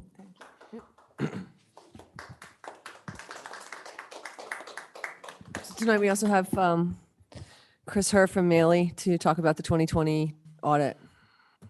And we're looking forward to seeing what the findings are. So, thank you. Well, I think Donna Stillwell stole some of my thunder there, so I'll try not to repeat things. My name is Chris Herr. I'm a CPA. I'm a partner with Maley LLP. We were the independent auditors for 2020. And, I always like to start off with a little bit about process. We are the independent auditors. So our role is a little bit different from what Brinker Simpson's going to be coming in and doing. We're not here to do bookkeeping or perform reconciliations, come up with year-end schedules or anything like that.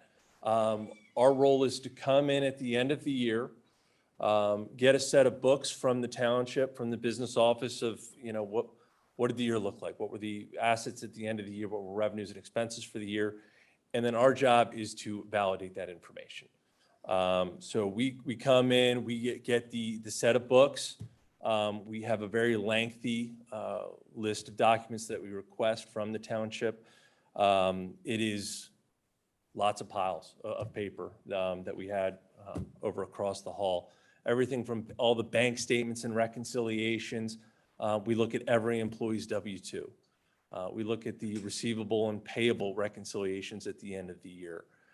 We test those receivables and payables by looking at subsequent receipts, subsequent payments, and making sure that things were recorded properly at the end of the year based on what happened after year end. We do substantive testing and substantive analytics on revenues and expenses. Part of what we do, we use data analytic tools. I'm not a fan of green bar paper over either. One of the things that we do is there is a process, a lengthy process that the finance department's gone through in the past. They convert the general ledger to Excel. The general ledger is it's hundreds of pages. It's a listing of every individual transaction of the township for the year. We put that into our data extraction and analysis tool, and it allows us to analyze really 100% of the activity for the year. There's a bunch of things we can do that. We can lay out the expense and revenue activity month to month. And then we will test based on a month that was unusually high or a month that was unusually low. This was our second year doing the audit, so we were also able to compare, maybe expenses by a certain function, maybe public safety. We could also look at those expenses month to month and also compare month to month to the prior year. And again, look for any unusual activity and AMR testing there. The idea is that we're not coming in, we're not looking at the same revenues or the expense accounts each year. We're not looking at the same vendors each year. It's a risk-based approach to try to perform as efficient and thorough an audit as possible. At the end of that process, we take the records, the schedules, everything that we receive from the township, and we compile the 2020 financial statement.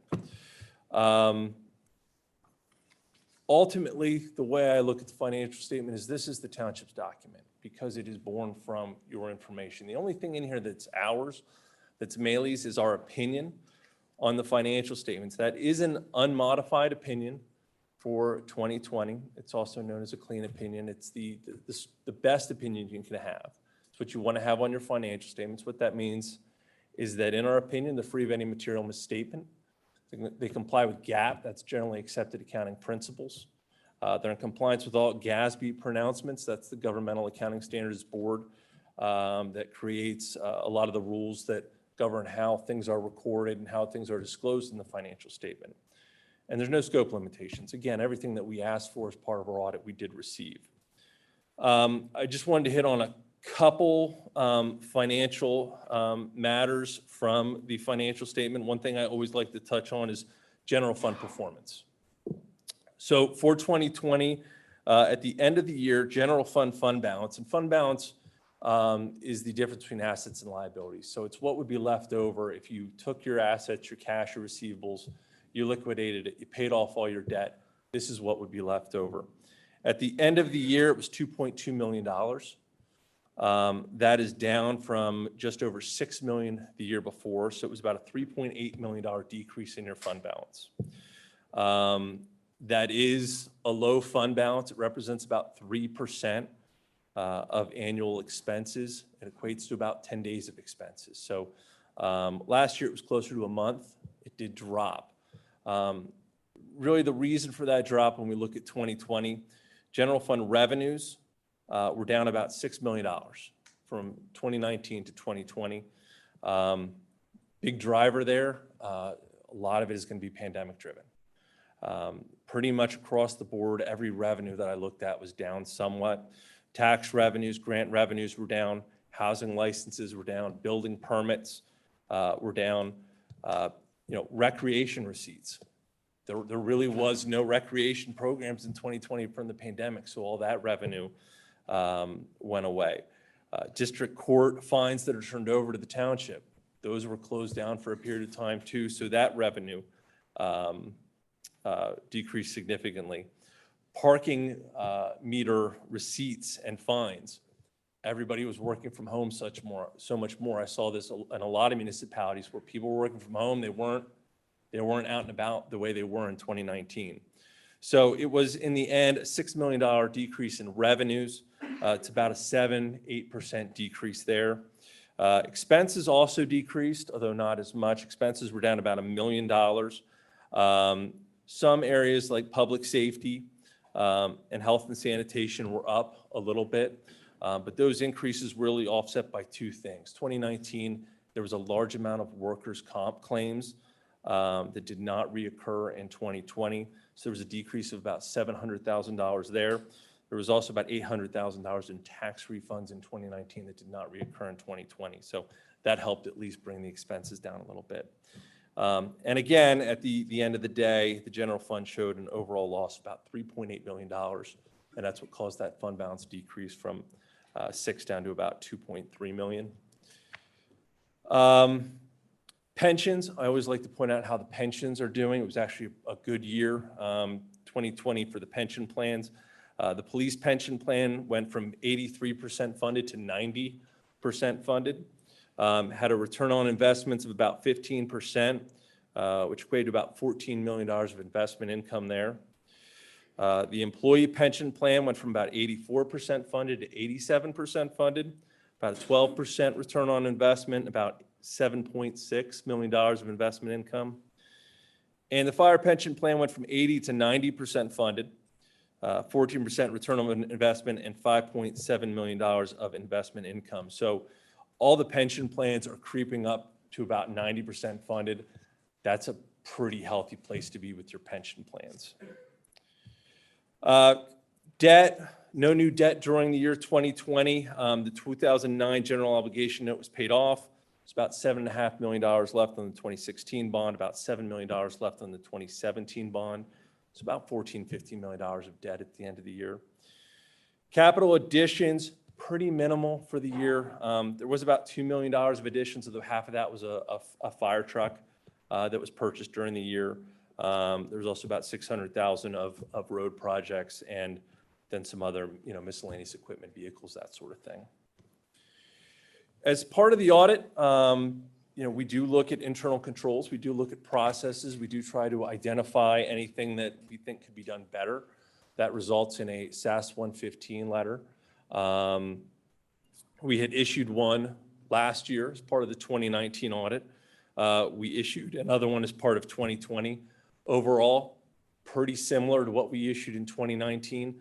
I'm not going to go through it point by point because Donna Stillwell already kind of did that when she went through each finding and what they're going to do to rectify those issues. But those matters she discussed do come from our audit and things that we identified. One thing I do want to point out, hopefully, I think that new software system is going to solve a lot of problems. It's going to get us away from the green bar paper. I think it's going to be a good opportunity to put in place some of the new policies and procedures that are needed to sort of, make all the departments uniform and also be able to provide, faster reporting. One of the findings that we had was on financial reporting. Right now, you guys are maintaining your books on essentially a cash basis, which means when cash comes in, it's recorded as a revenue. When cash goes out, when the cash is actually, or the check's cut, that's when the expense is recorded. And that's not GAAP. That's not generally accepted accounting principles. Under generally accepted accounting principles, which is how your financial statement is reported, expenses are booked when an obligation occurs. So it's not when you get or when you cut a check to a vendor, it's when the vendor provides you with the service. Same with revenues and receivables. It's not a revenue when you receive a check.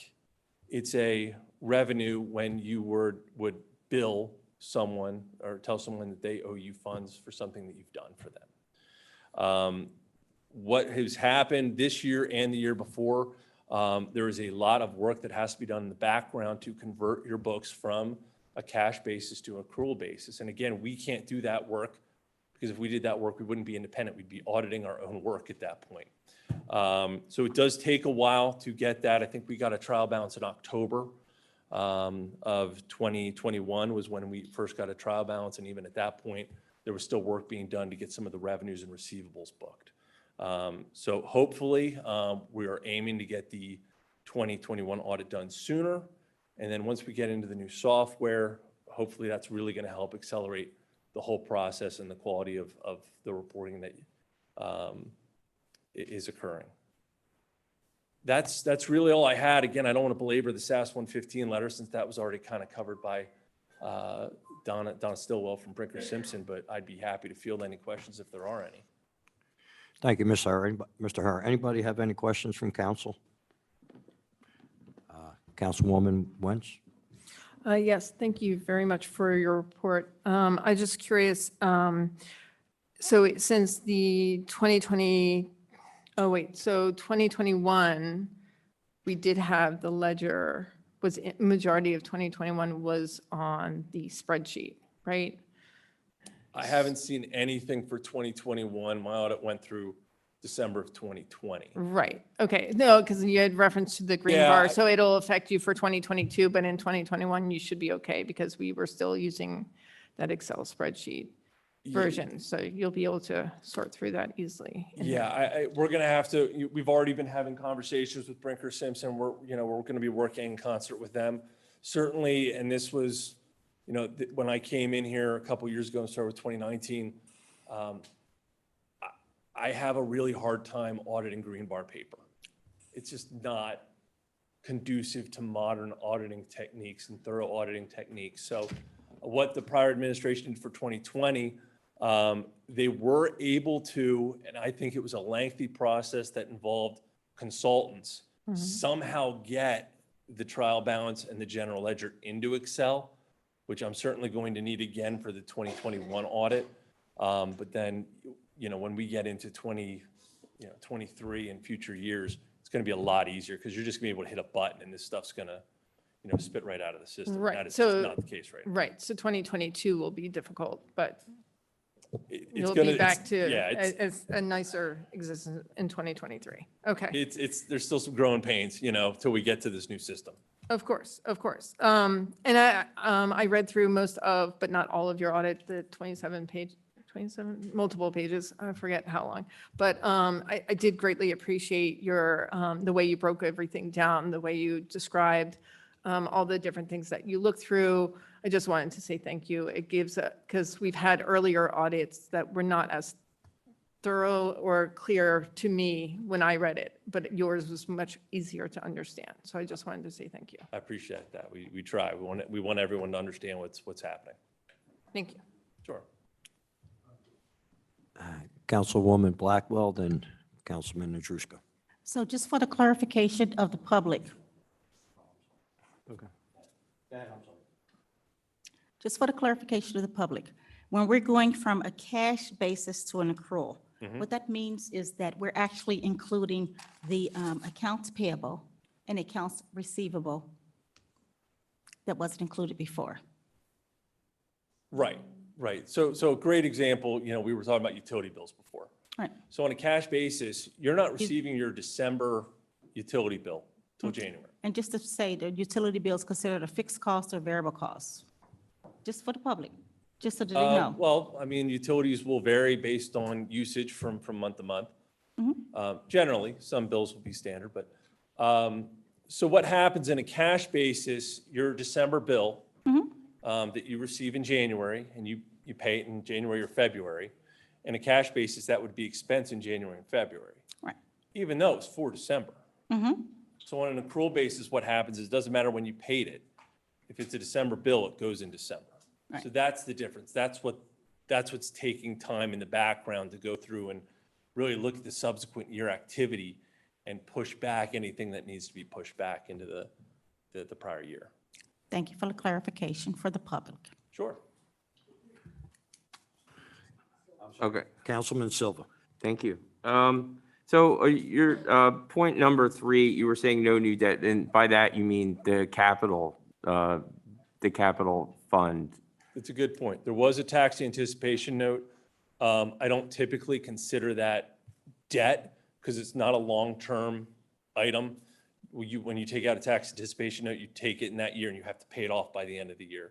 So there was a tax anticipation note, you're correct, but there was no long-term bonds or notes that were taken out. Okay. That's a good distinction.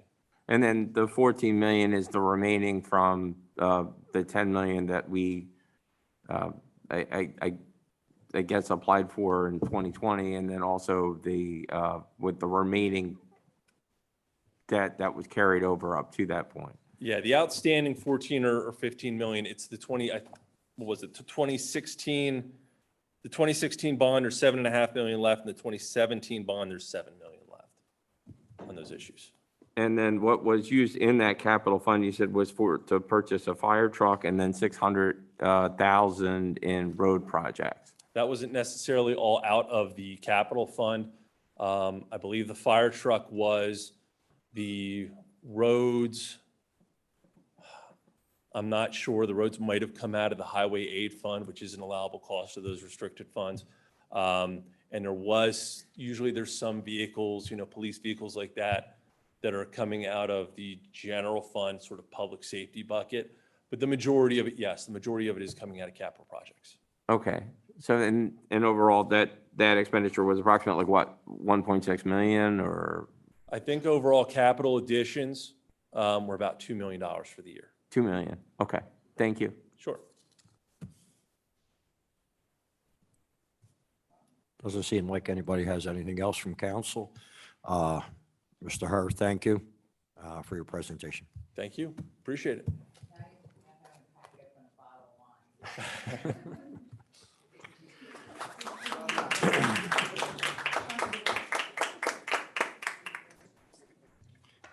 Mayor Keffer, anything else?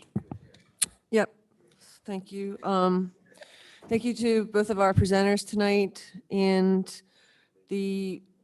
everybody on council has the audit electronically. We'll get it up on the website, and then we'll also get that report from Ms. Stillwell from Brinker Simpson. So that'll be available on the website as well.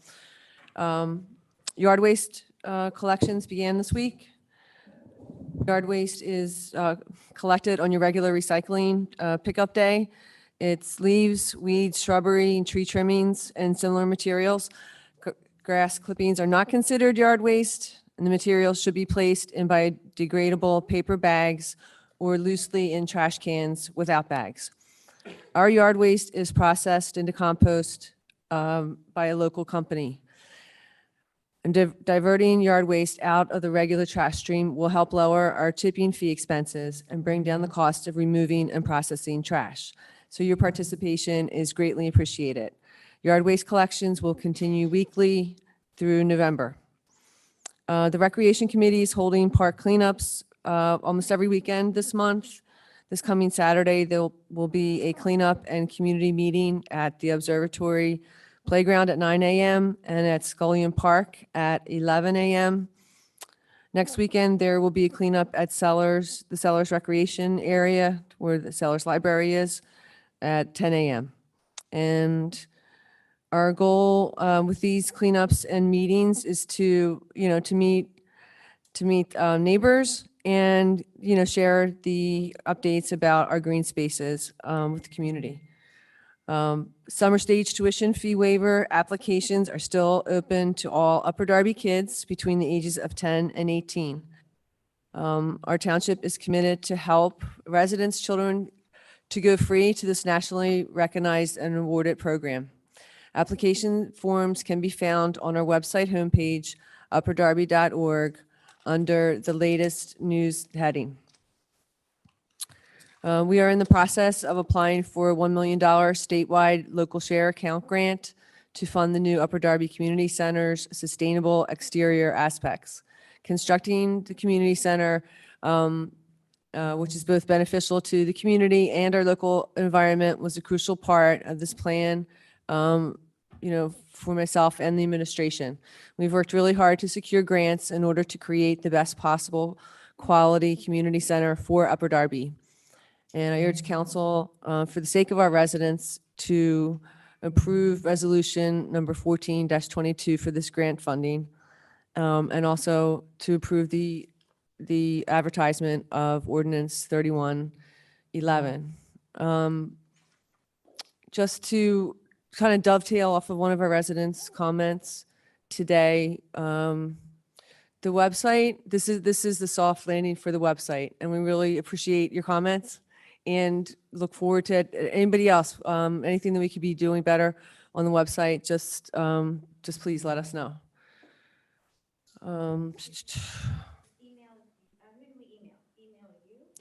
Mayor@upperdarby.org would be the. Sure. Yep.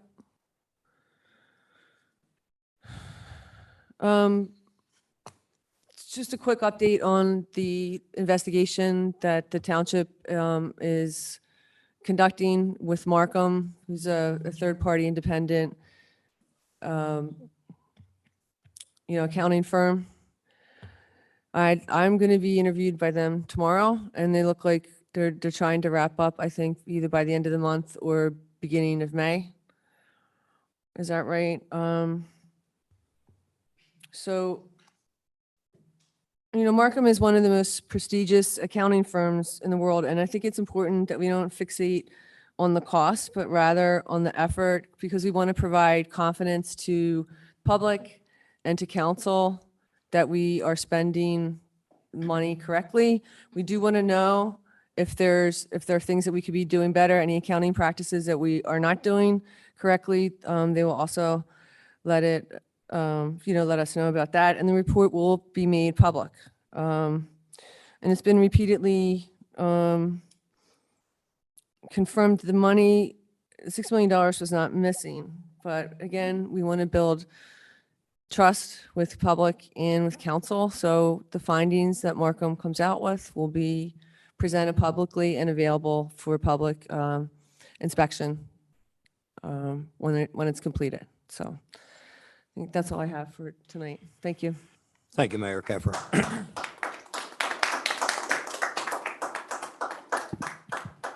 I would just like to add that I did know about the website, and it's always rough the first week or so. So thanks for touching base on that to the residents, and also Miss Phyllis Fields.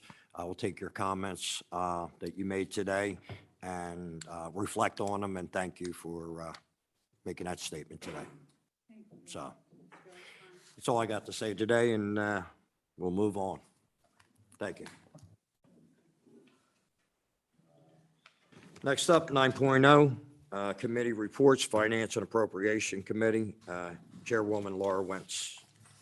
Thank you. Other members of the Finance and Appropriations Committee is Councilman Silva, Councilwoman Wagner, Councilman Andrusko. We have Resolution 14-22. Solicitors, can we get a reading? Solicitor Richardson, please.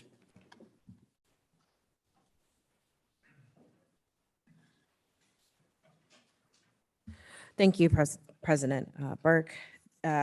This is Resolution 14-22, a resolution of Upper Darby Township, Delaware County, Pennsylvania, authorizing the submission of the application for funding for this from the statewide local share account grant of $1 million for the Upper Darby Community Center Sustainable Exterior Envelope. Whereas the township is in the process of constructing a community center and is desirous of using funding from the CFA to provide the community center with a sustainable exterior envelope, which will promote sustainability through design and will assist obtaining LEED Silver certification. Council believes that it is in the best interest of the township to apply for the statewide local share account funding from the CFA and utilize the funding for Upper Darby Community Center's sustainable exterior envelope. Whereas Upper Darby Township is desirous of obtaining funds from the CFA in an amount of $1 million for the Upper Darby Community Center Sustainable Exterior Envelope. Now therefore be it and hereby resolved by the Upper Darby Township Council and is hereby adopted and resolved by the authority of the same as follows. Upper Darby Township of Delaware County hereby request a state local share assessment grant of $1 million from the Commonwealth Financing Authority to be used for the Upper Darby Community Center Sustainable Exterior Envelope. Upper Darby Township of Delaware County does hereby designate Barbara Ann Keffer, Mayor, and Vincent Rangione, Esquire, Chief Administrative Officer, as the officials to execute all documents and agreements between Upper Darby Township and the Commonwealth Financing Authority to facilitate and assist in obtaining the requested grant. So ends the reading. Thank you. Thank you, Solicitor Richardson. Would you like to pull your committee? Well, I just have a couple questions Go ahead. since we just got, we got this. Just curious, is there a matching to this grant? A lot of grants have matching funds. Is this a matching grant or? And if so, what the percentage is? Yeah. Sure. Sometimes grants have matching Yeah, funds. good evening. There's no match for this grant. Okay. Thanks. I just wanted to clarify. Thank you, Mr. Galante. Okay. So for the Finance Committee, Councilman Silva, do you have any questions or concerns on this before we move it forward? Just because it's the committee meeting, this is, if we have any questions, it's a good time to do it before we move it. No, at this time, I'd feel comfortable moving this forward. Okay, great. Councilman Andrusko, Yeah, I agree. I feel comfortable with this. Councilwoman Wagner? I have no questions. I'm fine to move forward with it. Okay, great. Awesome. So can we get a motion to approve? Anybody from council have anything? Oh, yeah, good point. Anyone else from council? Sorry, my bad. Councilman Tunis? Yeah, this is real near and dear to my heart as I grew up in this area. I think this community center is really needed. I was a young kid jumping over Bywood's fence to play in the playground. There was no recreation activity, and Mayor Keffer's administration, along with some members of council, I think that anything that can get this project moving, we should support because the residents in that area desperately need recreation activity. Anybody else from council? Councilwoman Blackwell? So I just want to elaborate that Your mic's not on. I just want to elaborate that I support this, but I believe that what Councilwoman Wentz was trying to imply is that matching grants mean that council has to support or give a certain amount in order to get the grant, and that's not included in this. Is that correct or No, no? the township would have to match a grant. That's what So- I said. Mhm. No, you said council. Well, Councilwoman the Wentz. township. I'm at the township. Okay. All right, so just for the public so that they understand exactly everything that's going on. Thank you, Councilwoman Blackwell. Thank you. Can I get a motion to approve? So moved. Second. Would anybody want a roll call or Actually, I did have another comment about the grant. go ahead? So yes, I completely agree that this community center is very needed within all of the township. We do not have a community center of this caliber currently anywhere in the township that would provide so many different uses, whether it's sports related, open space, the green roof, the meeting rooms, and especially with the COVID safety concerns, my bet is those will be incorporated in the equation. So yes, I 100% support anything that will help the community center, which is why when I was council president and the land development came through, there was no hesitation on moving it forward. So I just want to clarify that yes, I 100% support the community center. Checking on the matching of the grant was just a due diligence on the finance committee side of the equation. I know that we have funds set aside for matching, and I know that we're applying for more and more grants every year, and I want to make sure that when we go to do the next budget, that if we exceed the matching of grants in 2022, that we make sure that we boost that amount for what we need for 2023. So it's about doing the financial due diligence of the committee. So I just wanted to Thank you, throw that in Councilwoman there. Wentz. So we have a motion to first and second to approve. Can I get all in favor? Aye. Aye. Any nays? Sounds like 11-0. Thank you. Next up, we have introduction of ordinance 3111 and Solicitor Kilkenny, please. Thank you very much. Thank you very much, President Berg. Now therefore, be it ordained and follows, Upper Darby Township Council makes the following supplemental appropriations for the 2022 budget from the American Rescue Plan allocation. Section 1, program allocation. Flood mitigation and sewer upgrades, $3,500,000. Police and fire, $3 million. Upper Darby Community Center, $2,500,000. COVID relief and negative economic impacts, $2,500,000. Parks and public spaces, $3 million. Administrative costs, $380,969.50 for a total of $14,880,969.50. There is a repealer clause, there is a severability clause, and if it was voted to be advertised, it would be enacted and ordained the 20th of April, 2022. Thank you, Solicitor Kilkenny. Okay. Councilwoman Wentz, Finance and Appropriation Committee? Yes, so do any members of the Finance Committee have any questions or concerns on this ordinance? Go ahead. Councilwoman Wagner? I have a brief question just for clarification. I know that the allocation has changed since we originally received it, and I believe that it changed based on the idea that you discovered that it could be used towards the community center. I just want a clarification for the public where that money was taken from, where it was originally allocated and then moved to the community center. Mayor Keffer or CA Rangione? Yeah, sure. So the money was in flood mitigation and sewer upgrades. Thank you. So Councilman Andrusko?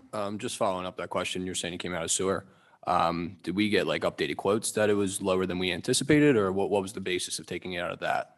No, the extraordinarily large scope of the deferred maintenance and disinvestment in our infrastructure over the last 50 years leaves us in a situation where even the $6 million allocation wouldn't come close to scratching the surface of the repairs that are required.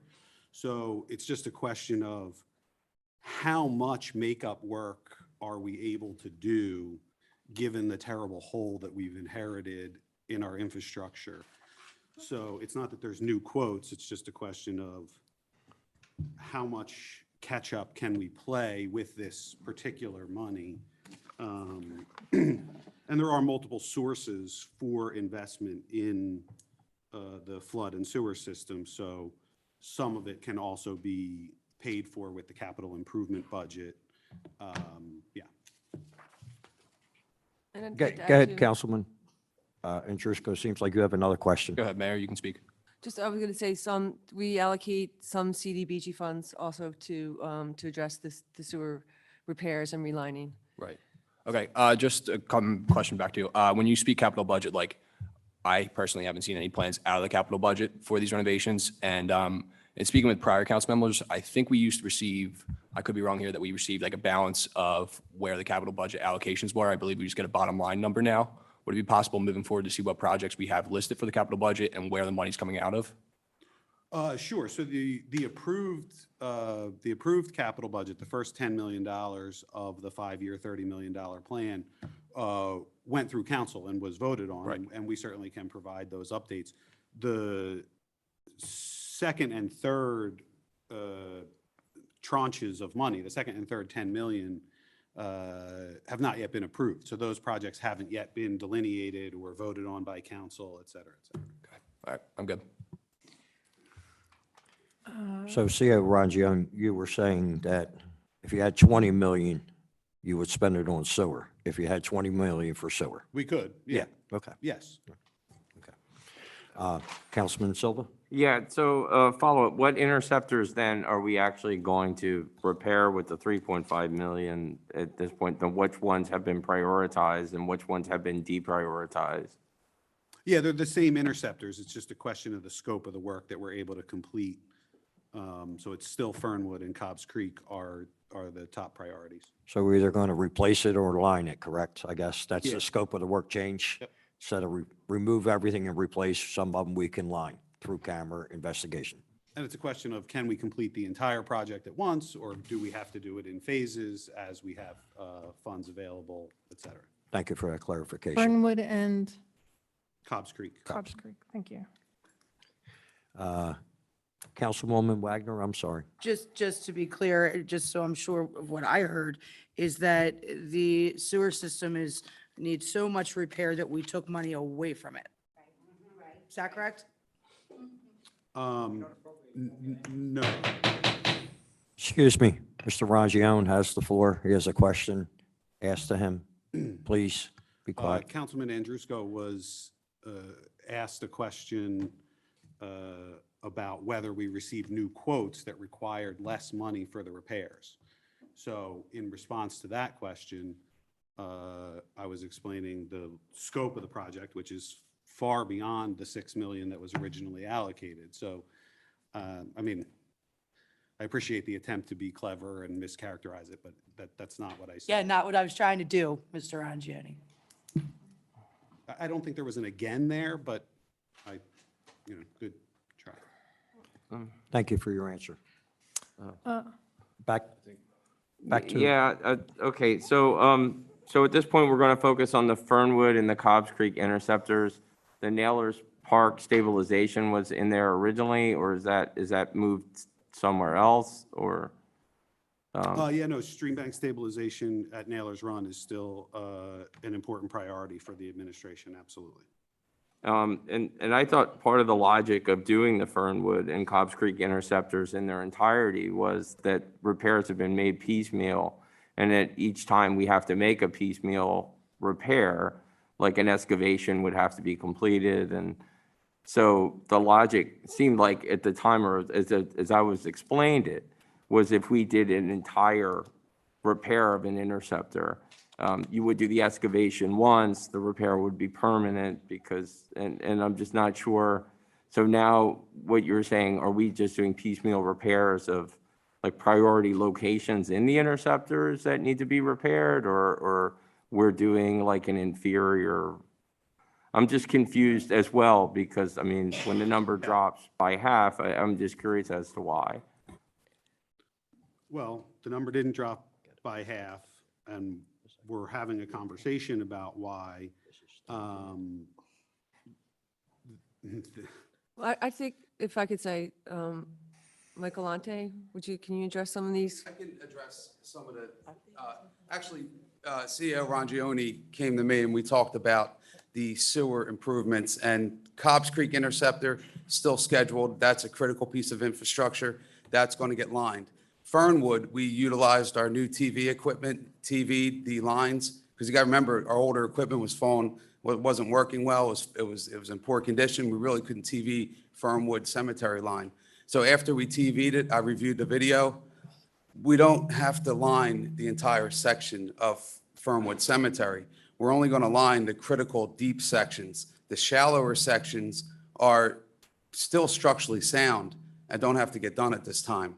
They're also shallower, so making a repair is not as critical as going 60 feet into the ground. So to answer the question, yes, we were able to reduce the scope, but still achieve the goal that we're trying to achieve to eliminate those major excavations. That project is scheduled to be advertised and bid, so we can get the numbers back. Also, as part of the lining projects, there are sections that have already been bid as part of capital program that are still getting lined, and we're working on scheduling that now. I hope that answers the question. No, it did. Thank you. Thanks. I'm still working within the committee. Also I have a question about how the negotiations are going with the township unions on the ARPA funds for the essential workers. CA Rangione? They're ongoing, they're productive. We've been able to make progress, especially on vaccine incentives. And we're still working on the structure of bonus pay with all 4 units. And since you're still in the middle of negotiating with these unions, are we certain, without a doubt, that the 2.5 million that is I believe is part of the COVID relief and negative economic impact, that would be the township employees the essential workers and that comes out of, their funds would come out of there. Is that correct? Yes and no. This is the first half of the allocation from the federal government. So part of the conversation with the bargaining units, as well as part of the conversation that you and I have also had previously in this room on this exact topic, is that there's another half of the money coming. So if for any reason the agreements reached could not be fully paid out of this allocation, there's another $20 million. So the essential workers who worked through COVID should wait for the other tranche of money versus getting all of what they should get now in this tranche of money? All 4 units have asked for the bonuses to be one from each tranche of money. So I thought that the premium pay was a one-time payment, not a split payment, unless the new version of the final rules say that you can split it up between the 2 tranches of money. My understanding was that you could only do a one-time payment. that is not my understanding. Okay, so I guess we need to get clarification on that. Okay, I mean, I'm concerned that the essential workers who worked through the pandemic and are continuing to work, and that they should get all of their funds in this first tranche of money. So But that's to just my concern. borrow from our colleague, Councilwoman Wagner, so what you're saying is you're so concerned about the timeliness of the payments that you're going to vote against and further delay the payments? Well, actually, I've been asking you since January 5th to negotiate with the unions, and you have refused. You said that you didn't have to negotiate. In fact, Councilman Heyman said that there was no need to negotiate with the unions on any funds relating to them. So that has been a discussion since January 5th and quite frankly, you've had the money since July of last year, where you could have been negotiating with the unions all that time, but you didn't really start until this winter, right? That's not correct, and I'm not Councilman Heyman, so there's a number. Well, that's of true. documents. I was, tagging the two together. Feel so- free to keep trying. So,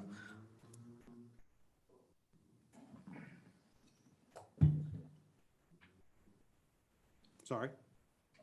I was waiting for you to continue, but, Oh, no, I'm good. okay, great. So the other question I had was how much do we need to purchase the Thompson track and St. Eugene's? I know that the property changed on St. Eugene's, and I wasn't sure where we were on that. I can, well, I guess I can kind of speak to both a little bit, if that's okay. Sure. I mean, I'm not I'll start with. sure how it's relevant. but Yeah, I'll start feel with. free. I'll- Yeah, I'll start with St. Eugene's. I usually get asked in my solicitor's report anyway. So on St. Eugene's, obviously it's been stalled.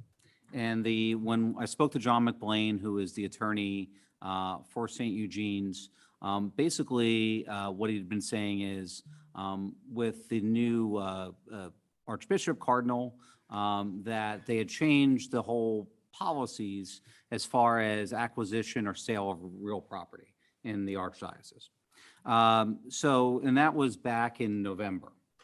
Been reaching out to Mr. McBlain here and there. I did speak with him last week, and he said that his understanding is the Archdiocese is still interested, but they are looking for possibly a refreshed appraisal of the property, which was done by Coyle, I believe, in 2017. And I basically said to Mr. McBlain is, we'd like some insurance in writing of where we're going with this one form or another, because if it's not going to happen, we would like to start to look at other opportunities where we could reallocate those grants in other parts in the township. And he said that he would get back to me. He has yet to get back to me, but I will follow up with him tomorrow again about this. But that's That's where we were at Do as we have- far as St. Eugene's go. Do we have estimate on what it would cost? Yeah, I I don't. think we had talked about We- 600,000. Yeah, it was something like that. It's been a while since I looked at it. Right, Yeah, right. I believe it was around $600,000. Don't quote me, but I Yeah. believe, it's been a while since I looked at it. Solicitor Kilkenny, can Councilwoman Farrelly just comment real quick on that? Speak to our state rep Zabel, and the one grant is to expire in June, so we need to, he said we can get an extension on that, but I think that you need to file. Yeah, and I believe, I don't want to speak for the mayor, but I believe the mayor, and that's one of the reasons why she asked me to reach out to John McLean, like last week about it, was because before she asked Mr. Zabel for the extension, let's make sure this is real from the Archdiocese, that they want to do this. And rather than me and him, John McLean, talking and me reporting about it, could we get an email or some kind of official communication about it? That's kind of what, If we can't use that grant for that, can we use it in another spot? that's what we would like to try to do. And for it, so we don't lose it, and put it somewhere else if we don't use it there. Yeah. That would be the thought. Yep. Yeah.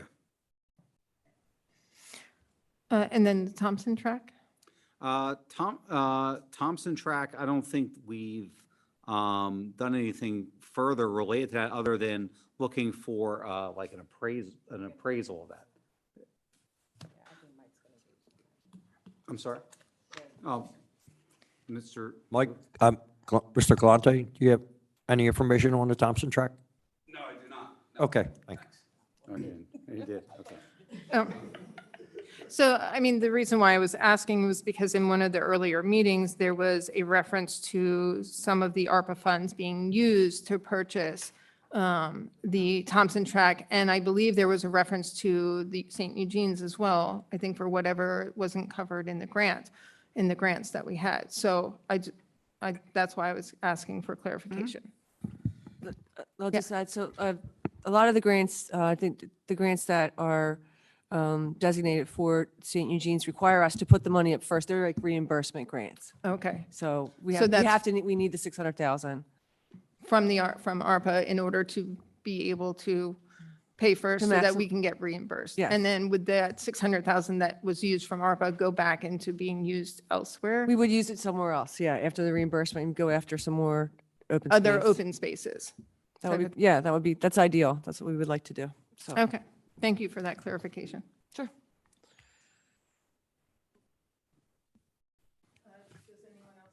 Sorry, does anyone else on council, Councilman Tunis?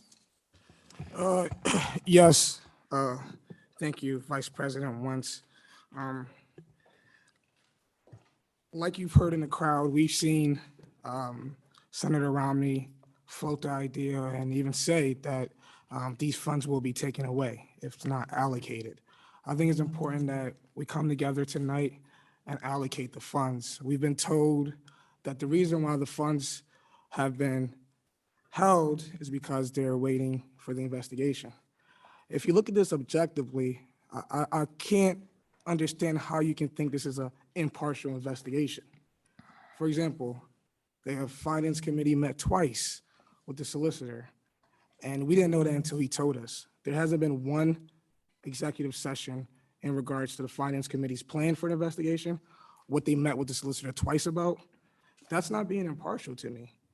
Also, we also know that if I wanted to do an impartial investigation, I would choose a solicitor that had no political ties to Upper Darby. You've seen two presenters today under the mayor's part of the agenda explain their roles and what they do. They never talked about working at Beverly Hills for the Republican Party. They never talked about being the chief of staff for a Republican candidate. Those details are important because the way the investigation is designed now is they're only talking to the people that they want to listen. We haven't been brought to the table, and I think it's important for us to pass these ARPA funds, and if there's anything with the investigation, just inform us. I think it would make more sense to have 11 council members behind you than just 6, right? And it's just now it's like we're not brought to the table. And I've seen a lot of people make comments tonight about like, oh, he's saying a race card, oh, he's doing that. But like, people of color on council feel away. That's how we feel. You can't tell us how to feel, and we're trying to express that. We're not saying anyone here is racist. I never said that. I never had any background with it where I felt like someone's being racist. What we're saying is we just want a seat at the table. Like, there's nothing wrong with having a seat at the table. And I think that we can start here by allocating these funds, because in reality, we all kind of agree on the allocation. So let's allocate the funds. The administration have put things in place that the Finance Committee was concerned about. So let's kind of start a new page, and we can start tonight. We can all advertise this. If residents don't want it, they'll let us know. But we're just advertising, and I think we should really introduce and advertise this tonight. I want to start by telling a story. All of you know I'm a nerd and a history lover. So I'm just not close to it and being too soft-spoken, it's late. So most of you know I'm a history lover, and again, a nerd at that, and I fascinated by a story about President Lyndon Johnson. When Gerald Ford was Speaker of the House, he was President of the United States. He hated Ford. He didn't think Ford could do two things at the same time. He thought Ford was an idiot. He used to say the president, now later President Ford, Speaker Ford, couldn't chew gum and fart at the same time. And that saying's been cleaned up to be that he couldn't walk and chew gum at the same time. This council can hold an investigation. I've already proven that you're willing to have one, and can also approve the ARP funding at the same time. It's been proven many times over that the funding is there. Our treasurer, who was cited several times by members of the public and by people on council, says the funding is there. If there was misappropriation of the funding, I trust that you members and Mr. Boggs will come to that conclusion, or an auditor will. I understand there may be a predetermined conclusion, but that's another discussion, because the thing that is most important, the thing that is on the agenda tonight, is that we approve these funds. Our township needs it. Councilman Tuna said, and a member of the public said, that the funding could be taken back. It could be taken back. It could be taken back as little as in a few weeks or a few months. We're up against the deadline here. We've got to get this done. The money's not being spent tomorrow. The money's not being spent next week. It's not being spent after April 20th when we approve it. It's just going to be spent at some point and in some time. Council will likely have other opportunities to review other portions of the allocation if there's extra money in some area, but maybe a deficit in another area. This town needs it desperately. I understand we're not getting along right now. I get that. We're all part of that. Approve these funds tonight. It's the right thing to do. Thank you, Councilman Heyman. Anybody else? Councilman Silva, did you have your hand raised?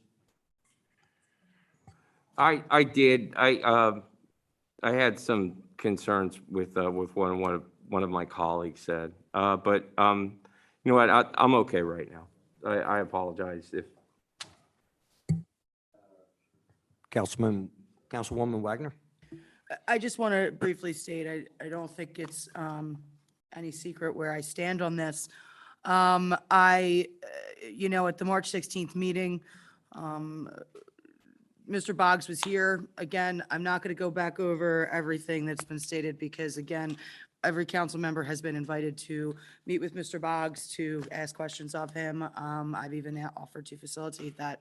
But regardless, he told us at that meeting it would take possibly a month if subpoenas were answered and complied with.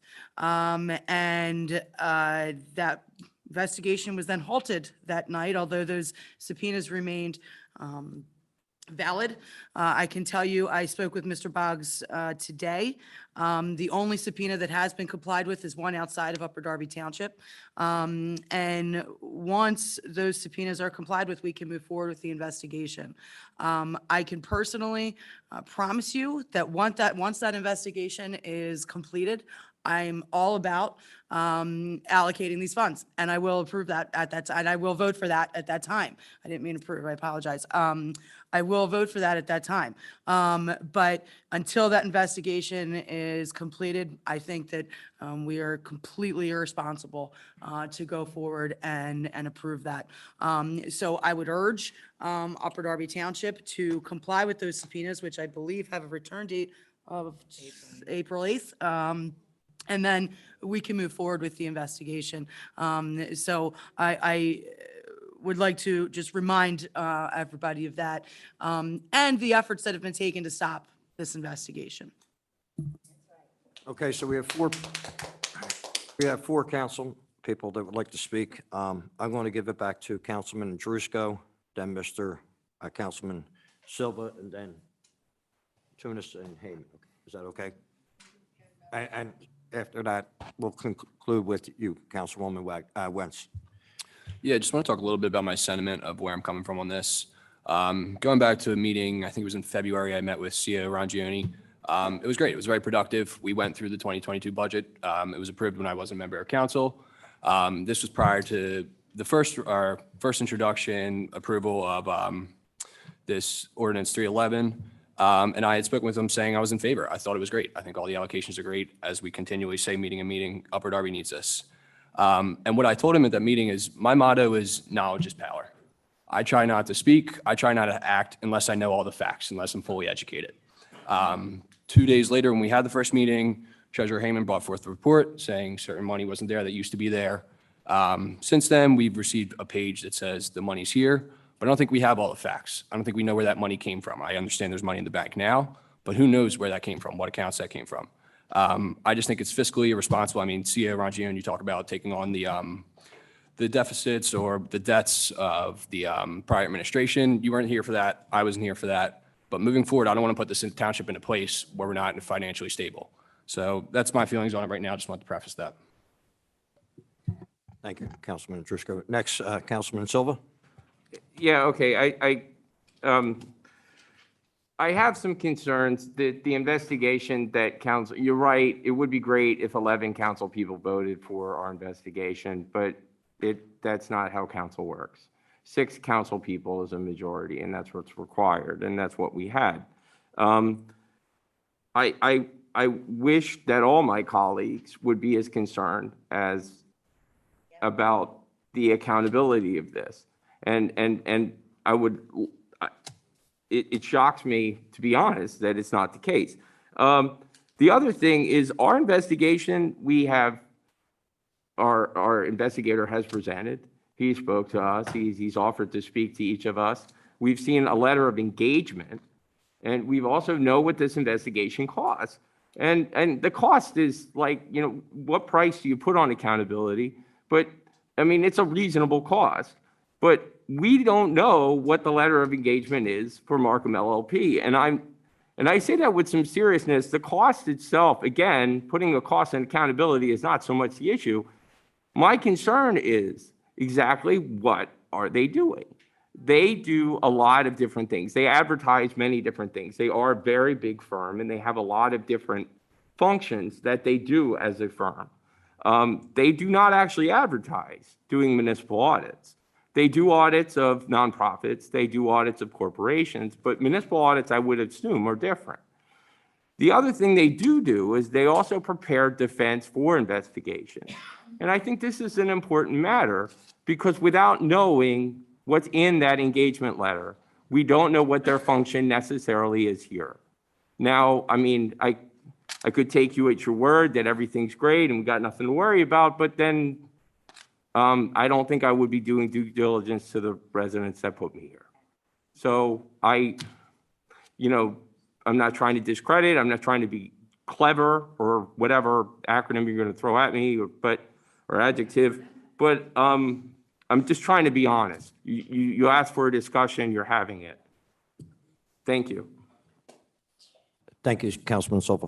You guys have spoken, and Secretary Billups would like to speak because she hasn't spoken. Yeah. Thank you. So I think that works both ways, Councilman Silva, because, and I take offense to saying that some of us don't care about what happens to this township. We do care.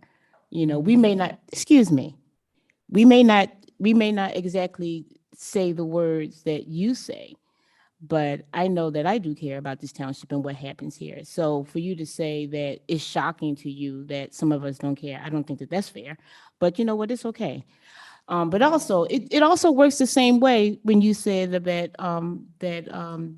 the law firm that is doing the investigation.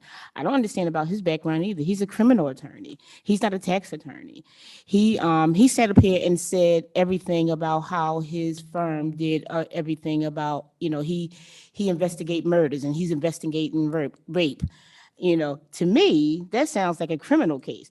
I heard him say that with my own ears. I listen very well for a living. That's what I do for a living, you know, and I heard him say that.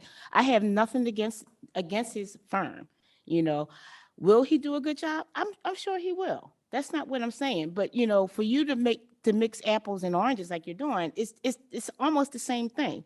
And also, that's the retainer that he has. Okay.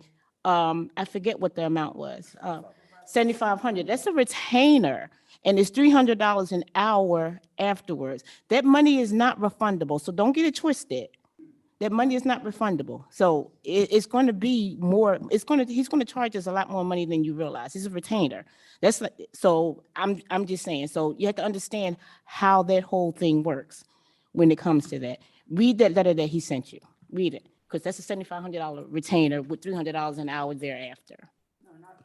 Yeah, it did say that. It did say that in that letter, Megan. It did. It comes, as an attorney who charges the retainer, it Councilman comes out Wagner, of the retainer. Councilman Wagner, I'll handle that. That's not what the letter said. Well, he also said that he had 7 hours in at the meeting. And he also said if it would be wrapped up, he would refund the retainer. So it's not after the 7,500, and they are in the minutes of the meeting. So just to clarify that. And Councilman Tunis and then Councilman Heyman after that, please. Yeah, thank you, President Burke. Like, I heard the concerns from my friend at large stating that really that we don't care about the investigation. The thing is, this is not an impartial, fair investigation. There's so much things that the public isn't aware of, right? In a room full of 30 to 40 people, Vice President Wentz said that before the investigation was even public, a Republican councilwoman shared it with Mayor Keffer's predecessor. Mayor Keffer's predecessor, who was rejected by residents in 2019. That to me does not clear an impartial investigation. We also know, like I said, Councilwoman Wagner, I don't know her to be a liar. She is right. She did offer the opportunity for myself and Councilman Heyman to meet Solicitor Boggs, but I don't believe that was the appropriate setting. I believe every council member should have met him in an executive session, because this could ultimately, they already made the decision, but this could be a personnel matter. Why aren't we talking about this as a council in an executive session? And to move further, for people to say, oh, we're trying to stop the investigation. No, there's an audit happening, right? If you guys don't believe, yeah, about the results. And at the same time, people are asking why we didn't attend this. Like, I think we need to look at this from a serious, objective point of view. This isn't an impartial investigation. That's all I'm saying. Councilman Heyman, go ahead. Thank you, Councilman Tunis. One thing I want to reiterate here is, you know, I really don't want to spend too much time talking about the investigation. It's not on the agenda tonight. This agenda, hold on one second, Vice President Wentz, I'm speaking. Vice President Wentz, please. Anyway, as I was saying, it's not on the agenda tonight. It's not if or the other. This isn't a normal situation. It is actually extremely normal for there to be accounting errors, even serious crimes in cities, in townships, in states all across the United States. Those municipalities are still spending their ARP funding. Those that have chosen not to, chose not to because they had moral or political objections to utilizing ARP funding. For example, I think the state of Texas has said it won't use its funds because it doesn't believe that federal government should do that. This is a false narrative that we're hearing up here tonight. It's not one or the other. We can walk and chew gum at the same time, as I was trying to say. There are municipalities which have already misappropriated ARP funding. They've been challenged for this. They've still utilized ARP funding. This is not a normal situation. Whether there were mistakes with regard to the investigation, and just to touch on it, there's a couple council members have said that this is impartial. We just want to get to the bottom. We want to find out what happened. This is an investigation to prove guilt, not find out if there is guilt. And it's why, for example, Council Vice President Wentz offered the job of CAO to Kathy Spar, a Democratic candidate for office and a friend of mine, actually, on February 10th at 5:24 p.m., as she stated to me. There's already a predetermined outcome here. This is ludicrous. But again, we're debating about the merits of an I don't think you do know anything about it, Councilwoman Wagner. That's the problem. That's the problem. Please let Mr. Heeman speak, please. So for some, if not, No. so for some members, there's already a predetermined outcome here. But again, we're wasting our time talking about something that it's not mutual, that is not, these things are not mutually exclusive. This is a stunt. This is holding funds hostage for, to attempt to exploit them for political gain. It's wrong. It's outright wrong. And if there were problems with the administration, we're going to get to the bottom of it either way. But right now, the odds of those funds, if this investigation really is supposed to only take a month, if almost any of those funds having been spent, are probably quite slim by the time an investigation would have been concluded anyway. Again, I want to just hammer home here. It's not one or the other. We can do both. If we can't do both, we probably shouldn't be doing either. Thank you, Councilman Heyman. And I did say after you, I would go back to Vice President Wentz. Thank you. I just have a clarification question, but the mayor just left. Okay, she's not in the room right now, is my point of she just. So I just clarification, she said that the Markham investigation is wrapping up when I thought Markham was doing a forensic audit. Councilwoman Blackwell, the question is to Mayor Keffer or the administration. It is not to you. You can make a comment after Mayor Keffer or the administration answers the question. Please, let's get the questions through. Thank you. Thank you, President. So is Markham doing an investigation or is it doing a forensic audit?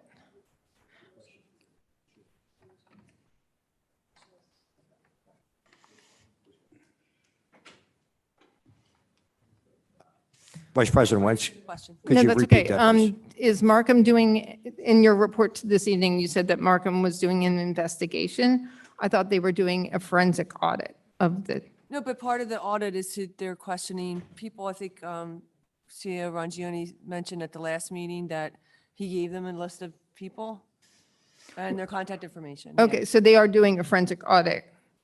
They're supposed to be doing an audit of the ARPA funds, yes. Okay, I just wanted to clarify between the difference of the terms, that's all. Okay, sorry. What No- did I say? They're interviewing me tomorrow, I think I Okay. said. Yeah. Great. Just to clarify, part of a forensic audit usually is an investigation. Okay, Right, right. I just, because we have two different things happening, so I just wanted to make sure we were clear on what was going on, that's all. And then I was just curious, how much is it going to cost? Like, what was the letter of engagement? What was the amount for Markham? Because I know I've asked at previous meetings and have yet heard how much Markham costs. Yeah, sure. So Markham also charges by the hour, so there's no set cost for their work product. I think as a number of people have mentioned tonight, it's impossible and also imprudent to put a price tag on giving the public confidence that the money has been handled correctly. We've got $41 million in ARPA allocation, and I think if the Markham audit ends up costing, 0.1% of that money, $75,000, that's probably in the area of what it would end up costing. How much are they per hour?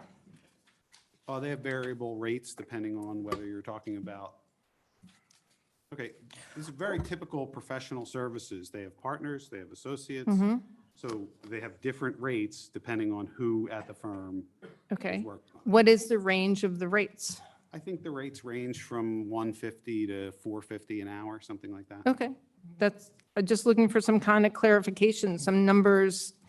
I mean, the council investigation, the amount of maybe of the 7,500 for the investigator hire has been ripped to shreds. So I wanted, I just asking for an idea of what the forensic audit one, and every time we've asked, this is the first time that you actually gave some kind of number. So I appreciate you giving the $150 to $400 per hour so that we could kind of figure it out.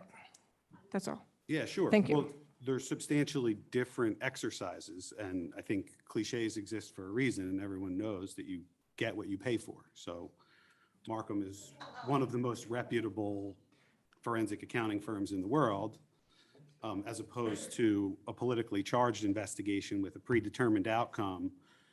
So we had the opportunity to engage local shops at lesser costs for less quality work product, but the goal is to provide the council and the public with absolute assurance and work of the highest quality that the funding was handled correctly.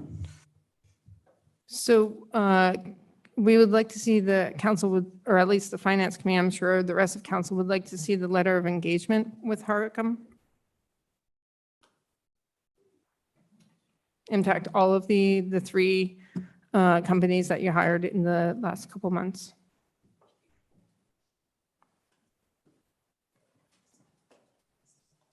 Okay, I mean, is this a time where we're just listing things that we would like? I'm, or I mean, well, we've asked for it, but I just wanted to ask for it again. That's all.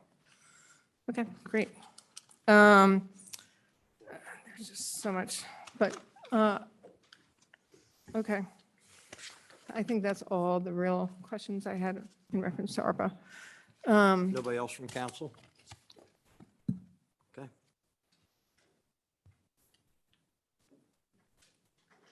Is there a motion on the floor to introduce and advertise? I'll make the ordinance motion. 311?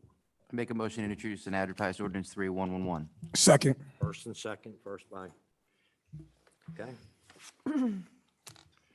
All right, so we have a motion on the floor. Can I get a roll call vote to introduce and advertise 3111?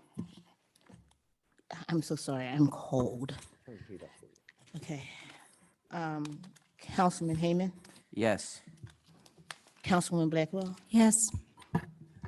Councilman Andrusco, No. Councilman Siddiq, Yes. Councilwoman Faralia, No. Councilman Silva, No. Council President Burke, No. Councilwoman Phillips is a yes, Councilwoman Wagner, No. Councilman Tunis, Yes. Vice President Wentz. No. Okay, same score as before. So we have a vote 6-5. Yep. Okay. I have a question for the committee.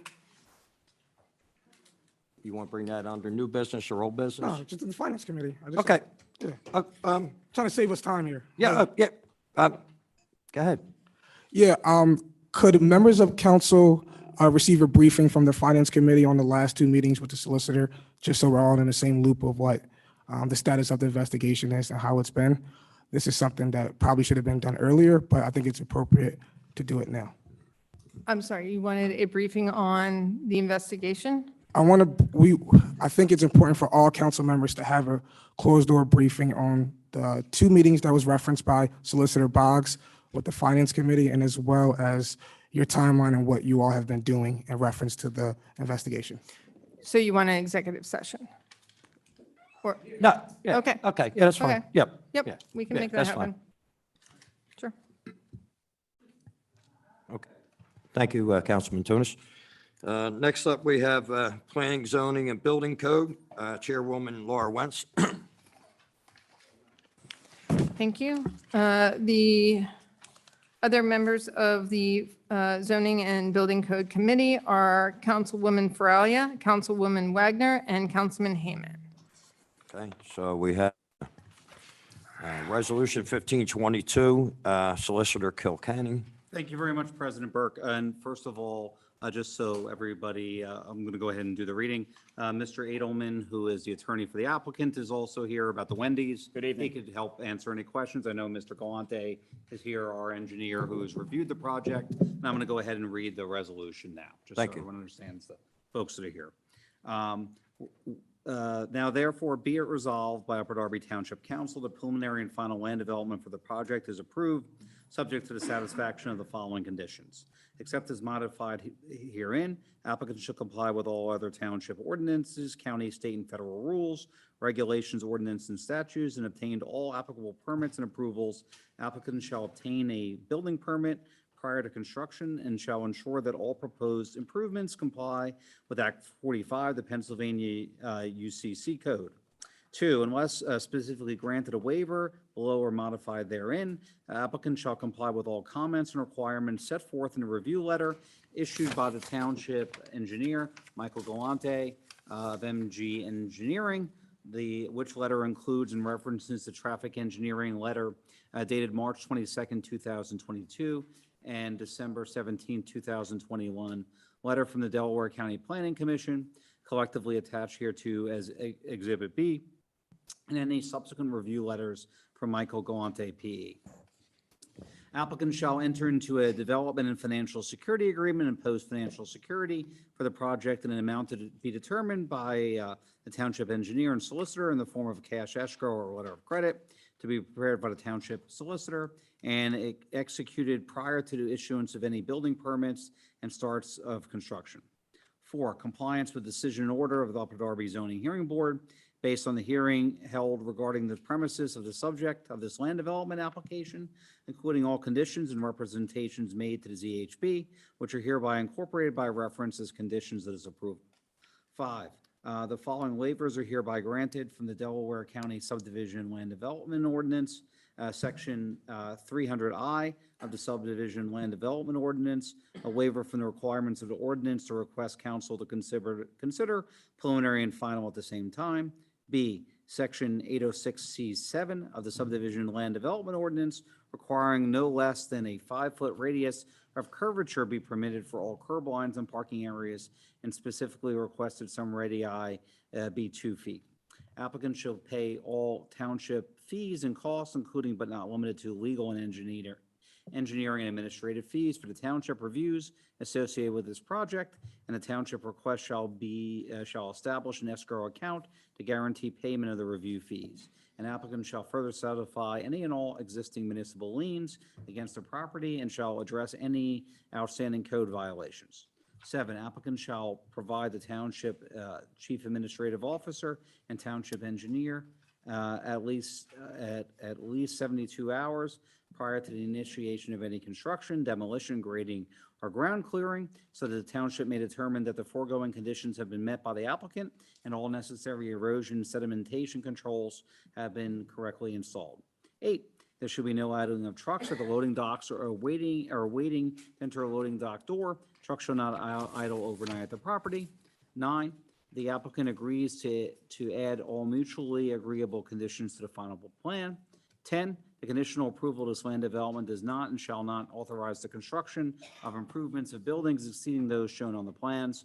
Furthermore, the conditional approval of land development application shall be rescinded automatically upon applicant or applicant's agent failure to accept in writing all conditions herein imposed within 7 days of receipt of this resolution.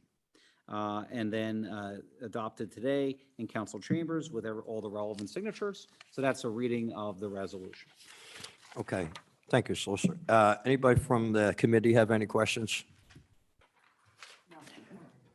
Okay. No, I think this is a land development that we actually, as a committee, met a couple of months ago to discuss. So I think we're okay. Okay, anybody from council? Yes, thank you, President Burke. I'm just trying to get clarity on the location. Because it says Baltimore Pike, but the GPS is taking me to like the part of my district that's Baltimore Avenue. Sure. Is this the former Denny's or? No, like- Boston Market. Oh, the former Boston Market's on Correct. Baltimore Pike. Right. Okay. Right out front. Huh? Okay, just trying to make sure I got the clarity. Now on you that. can get a Baconator now. And this is would be across from a McDonald's and Burger King, Arby's as well. That's right. That's correct. Seeing no questions from council? Oh, go ahead. It's my district, and I'm glad something's going in that spot. So I look forward to Wendy's and Dave Singles. Thank you very much. I'd like to make a motion to approve. So we got a motion on the floor to approve? Oh, I'm sorry, I have a Sorry. question. Sorry. So this is the one where the Home Depot is and Yes. the Petco? Okay. That's correct. All right. Cool, So thank there's a you. motion Go on the floor? Yeah, a motion to approve. First? Resolution So 15. we have first and second? Yep. All in favor? Aye. See, ayes, noes? Unanimous. Thank you for coming out. Thank you very much. Thank you. Appreciate it. Have a good night. Burke, would we be able to get either an email PDF of what the plan's gonna look like? Sure. Yeah, just so we Yeah. know. And when is opening day? Sir, Sir, when's opening day? When are you going to open? We're thinking July. Okay, thank you. we'd like to be there. Love that. Thank right. you. I'll have Josh send everything over to you. Yeah, give me a 4 for 4 too. What's it? 4 for 4. All right, so next up, we have 9.3, Public Safety Committee Chairwoman Farrelly. Okay, we have a public hearing on ordinance 3114. Solicitor wants to give us a briefing. Solicitor Richardson. Go ahead, right? It's you, right? Thank you, President Burke, and thank you, Councilwoman Fraulia. This is a ordinance of the Upper Darby Township amending the Upper Darby Code of Ordinances to add a new article to Chapter 570, Vehicles and Traffic, titled Residential Parking Permits, to establish permit parking regulations on certain township residential streets, providing a severability clause, repealing all inconsistent ordinances, and providing an effective date. Section 1 provides the intent of the ordinance. Section 2 provides definitions, which include guest permit, department, director, permit parking area, permit parking program, vehicle, resident, and residential parking permit. Section 3 provides the designation of parking permit areas, which are covered under A, which are the unit blocks of North Keystone, Merwood, Hampton, Copley, Glendale, Kent, Chatham, Overhill, and Springton, 200 blocks of Bayard, Wembley, LaCara, Maypole, Wiltshire, 300 blocks of Bayard and Wembley, and 500 block of Argyle. That also provides that streets may be added or removed to the permit area by recommendation of the Parking Enforcement Department and then approved by ordinance. Section 4 provides for the issuance and renewal of parking permits. Section 5 provides the permit terms and fees. The residential parking permit shall be valid for 1 year from the date of issuance, and the parking permit fee shall be $35. Section 6 provides parking permit privileges. Section 7 provides posting of signs. Section 8 provides rules and regulations. Section 9 provides enforcement. The final Section 2 is a servability, repealer, and an effective date. So ends the summary for the public hearing. President. Okay. Thank you. Thank you, Solicitor Richardson. Anybody from the public have any comments?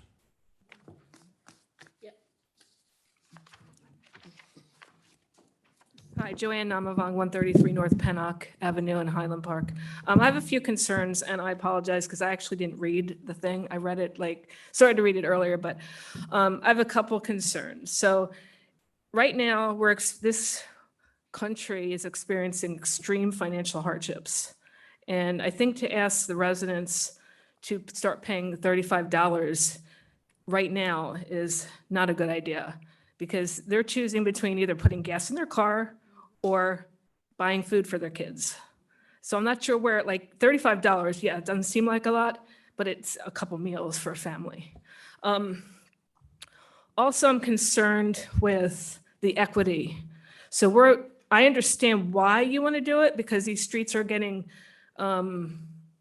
inundated, I guess you're saying, with business vehicles, but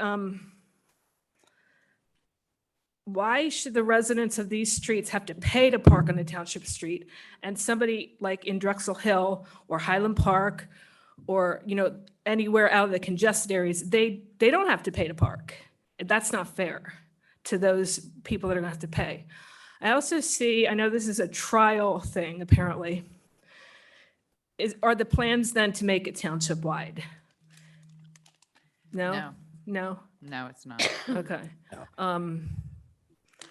I This guess is more- that's my biggest concern. And they also, limiting it to 2 permits per household.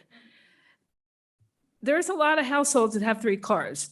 And I know that somebody made a comment, just park in your driveway. A lot of people don't have driveways, okay? And are these permits affixed to your car in some way? Are they tagged to your license plate? So if I have a kid that has a car in my family, so we have 3 cars, can I move them around between cars? So my kid then will always be the one stuck parking somewhere else. I know it's not my street affected right now, but I'm sure there's others in my situation. Guest permits, I didn't read that, so I don't know how that works. So are people going to be able to have people over to their homes Yes. to visit? Yes. Or is it going to be, is it going to be an ordeal to get a guest permit? These are the things I'm concerned about, but especially the money thing. And what's the money being used for? To print these permits? Or is it $35? That's a lot of money. So they're my concerns. I would urge you to reconsider charging people for them. I think it's wrong. CAO Rangione. Would it be okay if somebody would set up, she could set up a meeting with Dr. Coles and have a conversation? Is that okay? Or, okay, I just, I'm sure if somebody had a hardship, the township would work with them. So if you'd reach out to Dr. Cole, she's in charge of the parking, and set up, or contact CO Rangione and maybe set something up with, and to explain it a little bit further. No, it's a pilot program that the administration's been working on for 8 or 9 months or not longer, and we just want to secure the parking for the residents. Okay. Yeah, so they'll set something up with you. Thank you for coming out. Can I? Olivia Taylor, 204 Kent Road. Correct me if I'm wrong, I'm the sorry, I had streets, my hand raised. I'm sorry. I'm sorry. It's hearing. public comment, so we have to go through public comment. Public hearing, I'm sorry, thank you. Go? Okay. Correct me if I'm wrong, did I hear you say the pilots are going to be on Kent, Handem? Can you rename the streets again? And what 100 block? It was the unit blocks. Unit blocks. Expired, Wembley, you want LaCar, me to- Maple, Winshire, Kent, Glendale, Copley, Hampton, Merwood, and North Keystone. Okay. The unit block. Okay. I had prior, about 4 years ago, I got the ordinance passed to get the cabs off our block, considering the mosque is there. It's definitely not going to work on the 200 block of Kent. I can tell you that right now. Again, my concern is I have a neighbor with 6 cars. I have another one with 4. Again, we have the mosque there every Friday.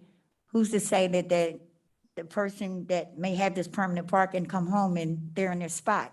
So the idea of putting this into place when you have, what's the word I'm looking for? Different things going on. This is not going to work for my block. This is not going to work for Handem. They have the senior home right there. I'm just saying, these are my neighborhoods, and I see them, drive them every day. And I see what happens there. You know, you have people with 3 and 4 cars that are not going to abide by this. This is to me, it's going to cause a lot of trouble in certain blocks. Ms. Taylor, that's why it's a pilot program, and we're trying to see how it works. Okay. A lot of these residents don't get to park on their streets I due to know, other and things, I get that. we're going to I- try I- to Been there, provide done with that. that. So. But, you know, even during the snow time, people have gotten shot over parking spots. So y'all really need to be careful when you're dealing with stuff like this. You know, people hard-earned money, they pay their taxes, and they have to come home and be bombarded with somebody with 2 cars. And like she said, where can her son park? You know what I'm saying? It's not right. It's not right. People have died for parking spots. So really think about this. Thank you.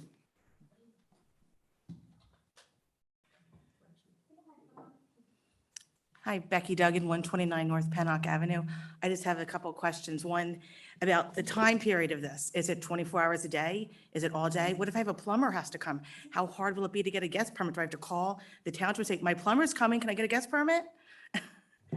And second of all, you call it a pilot program, which to me means it's going to go further. I know you said it's not, but pilot program means we're going to see how it works here and then maybe implement in other places.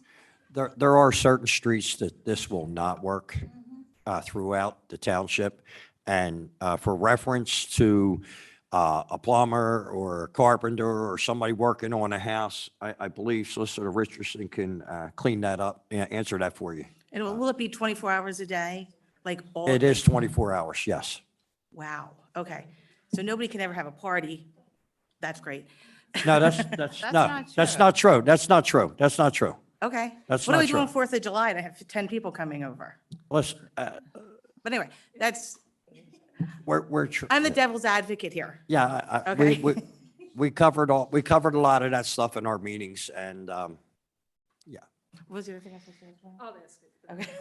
Can I come back up and ask one more? Joanne Namavon, 133 North Pennock. Just one other thing I wanted to ask. As far as hours of enforcement, a lot of other municipalities do this sort of thing. I know they do it in Havertown on some streets. I know they do it in Lansdowne. But it's like overnight. It's not, it's evening hours, like 6 p.m. to 6 a.m., something like that. I feel like if it was timed in the evening hours, that's when people come home and are trying to get those parking spots. During the day, they may be sitting empty. On my street, I can get a parking spot, no problem, at 2 o'clock in the afternoon, 9 o'clock in the morning. But I'm going to be searching for a spot tonight. But I think that you shouldn't have it be so, it shouldn't be permitted during the daylight hours when people are having plumbers over or they're having friends over. It's just, it doesn't make sense to do it during those hours. It should be 6 p.m. to 6 a.m. Yep. So Solicitor Richardson will clean that up for McCummon. The plumber. Come on Okay, up. so, and there was a question regarding the residential permit parking guest permit. So for clarification, it's limited to the specific address for which it was issued, and you would call the department to have it issued. It's linked to your license plate. So you would call the department, which is the parking department, to have it issued. It's good for a 2-block radius of where the address is. And it's only utilized for a 14-day consecutive period. So that's what the guest permit is. So how quickly could it get it? Because it's linked to your I don't know how long it is. We would have to If I have ask a plumber Dr. coming, Coles. Because my toilet's overflowing, I can't get a guest permit for them.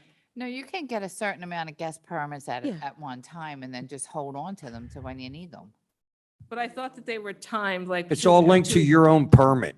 So if you have a permit for one car, Yeah. as soon as you call in or log in, that is linked to yours. Whether they have a sticker or their license plate, it's linked into that area. Okay.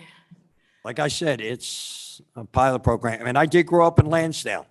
What's And when that? I had my car, it was $120 a year for a parking permit, $10 a month. Oh, okay, well, And that was a long time ago. I just think it sounds very difficult to do. Like, as a resident, I'm going to feel like my family can't come over anymore because I have family coming over every Sunday. I've got like 5 or 6 family members visiting me and my family. So it's going to be such a pain to keep getting these permits because they come over every single week. But there's no problem in parking on Sunday afternoon. So it's just, I'm just totally 100 against the time enforcement and the paying of it and the limited number of permits. Thank you for listening. Sorry.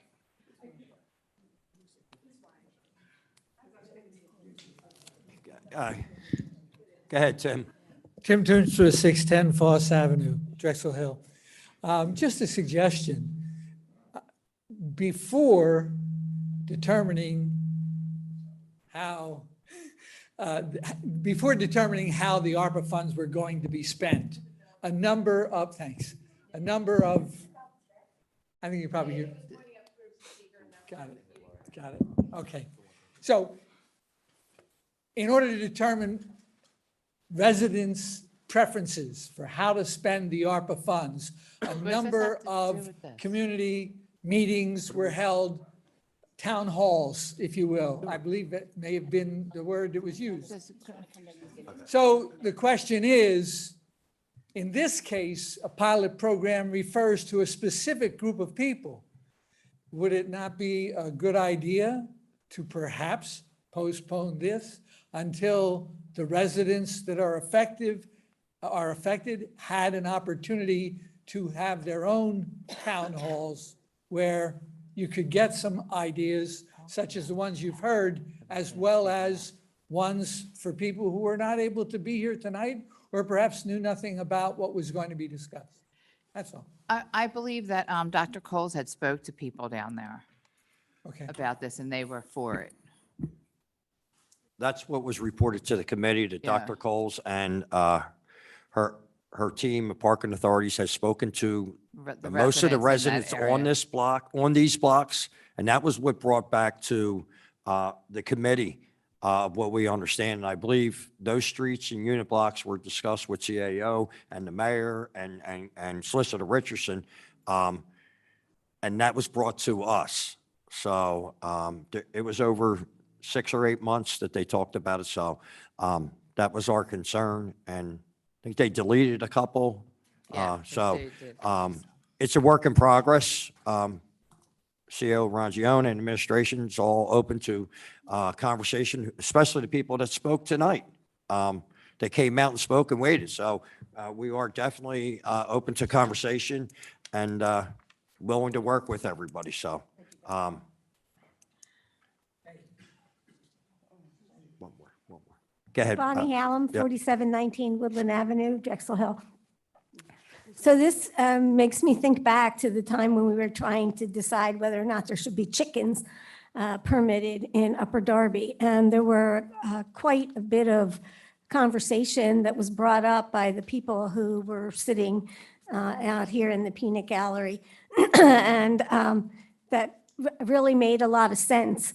And so I think at that point, we had tabled it in order to go back and look again at what we were trying to do and to take into consideration some of the valid points that people are talking about right here. And maybe that's the direction you might want to think about tonight before you pass this with a lot of people who are coming up with really valid ideas. Thank you, Ms. Salmon. And I think you have a good point there, but the administration and Dr. Coles and her team is asked the people, and I would like to move forward, and the administration's willing to speak to the people that are here. And, and can I finish with that? And, go ahead. Well, yep, this is a public hearing. I'll get to you, Councilman Jones. Here's one question. You said that in the ordinance, it said that the streets that would be added at the advisement of the parking authority. So there won't be any other chance for residents who are not currently included in this to come forward and speak about it. No, Is that correct? No, because these streets that were part of this ordinance is due to the fact that the parking authority spoke to the people on the streets. Right, but in the ordinance, I thought it said, when she read it, that it said that it would be at the advisement of the parking authority, the streets that would be added. So when the parking authority advises what streets they would like to add, will the public then at that point be able to come forward and say, no, or they come and talk to us in our neighborhoods before it happens there? Absolutely, Yeah, because absolutely. It'll have to come through the committee It'll, too. it'll have to go from the parking authority to the neighbors and back to the committee, correct, CAO? Yeah. So, That's yes, not they how will it- have a voice. That's not how it reads, though. That's not how it reads. Okay, Solicitor Richardson will read it again. That's not how it reads. No, that's fine. Solicitor Richardson will read it. Thank you. I think the confusion, if I may, is just that it says ordinance, and the general public probably doesn't understand that means it needs to come back in front of. So everything has to come back to add streets through the administration, Dr. Coles, and back to here too, also here. Absolutely. And the public will know what's going on when the streets get added. They will know. So, and this is the only reason why these blocks have been here, because the public has asked for it. So, I think I stopped Mr. Tunis. Lee Jordan, 90 Pilgrim Lane. Just one question. So what happens then if somebody doesn't have a permit? Does the car get towed? Like No, what? the car So- does not So get what is it like a ticket issue? I was just curious about. It's a ticket. They get a ticket Mm-hmm. if they don't have it. Okay. Well, that's better. I was thinking it got towed. Councilman Tunis. Yeah, I just want to commend the Public Safety Committee. Me and Councilwoman Farrelly, we sometimes don't agree on things, but I think you did a really good job on presenting this to the public. I think this is very important. I have residents that call me to ask them to walk them home at night because they live far from their property. Take Shirley Road, for example. It has an entire, almost 200 units maybe in an apartment complex, and residents can't park on their own street. And if you talk to the residents on the street, they are willing to pay for this, right? They didn't just pull these numbers out of their back pocket. And I think that this could really help a lot of problems that have been ignored in the township. I have residents on Merwood that are watching right now. They're gonna text me as soon as I leave here and ask if this was passed. So I think it's a pilot program, just like the street sweeping program. We found out that the hours were too long. We needed to shorten the hours. So we're gonna learn a lot from this pilot program. So I think it's a great initiative with council and administration working together, and let us learn from this. And then the public safety, which I trust, will make corrections and keep the public involved. Thank you, Councilman Tunis. One last thing. Sorry. I just wanted, because Councilwoman Farrelly kind of gave us a little clarity last meeting. Isn't this in reference to like streets near business zones? Yes. Okay, so if your street's not near a business zone, You won't get it. or if you have a driveway, all right, I just wanted that clear. So I don't see anybody else from public. So I'll close the public hearing, and then I will go to anybody from council. I just had a clarification. The $35 fee is only a processing fee. The township doesn't make money off of it. It's for the processing of the parking permit.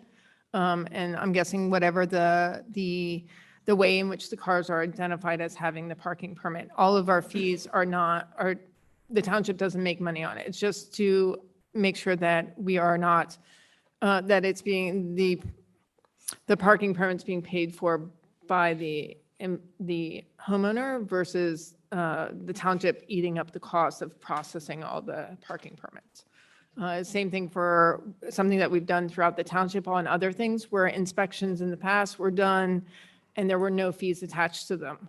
And so the township kept absorbing that cost, and it's a way to, it's not something that we make money off of. It's just to cover the cost of the permit. That's all.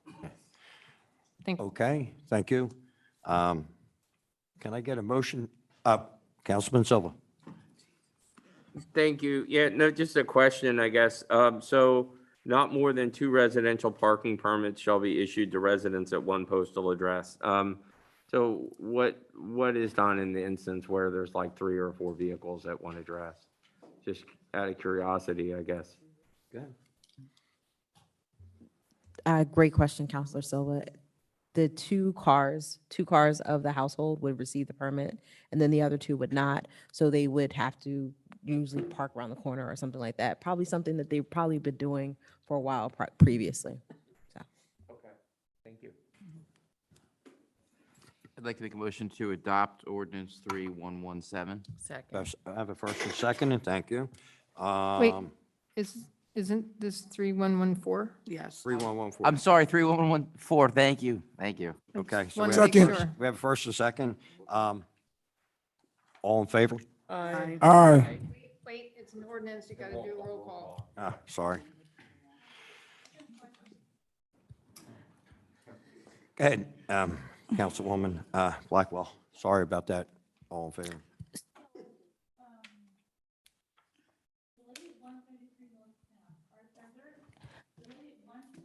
Can you hear me?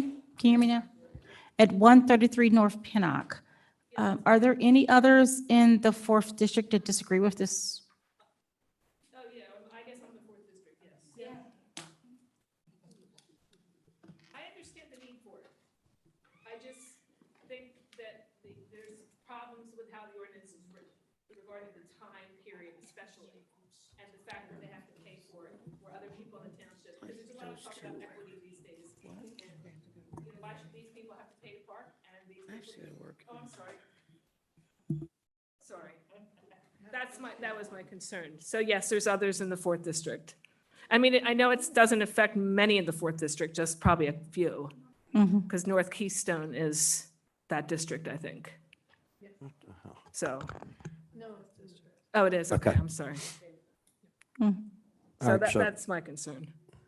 Okay. Okay, Thank you. So we have a motion. Can I get a roll call, please? Thank you. This will be in favor for 3114.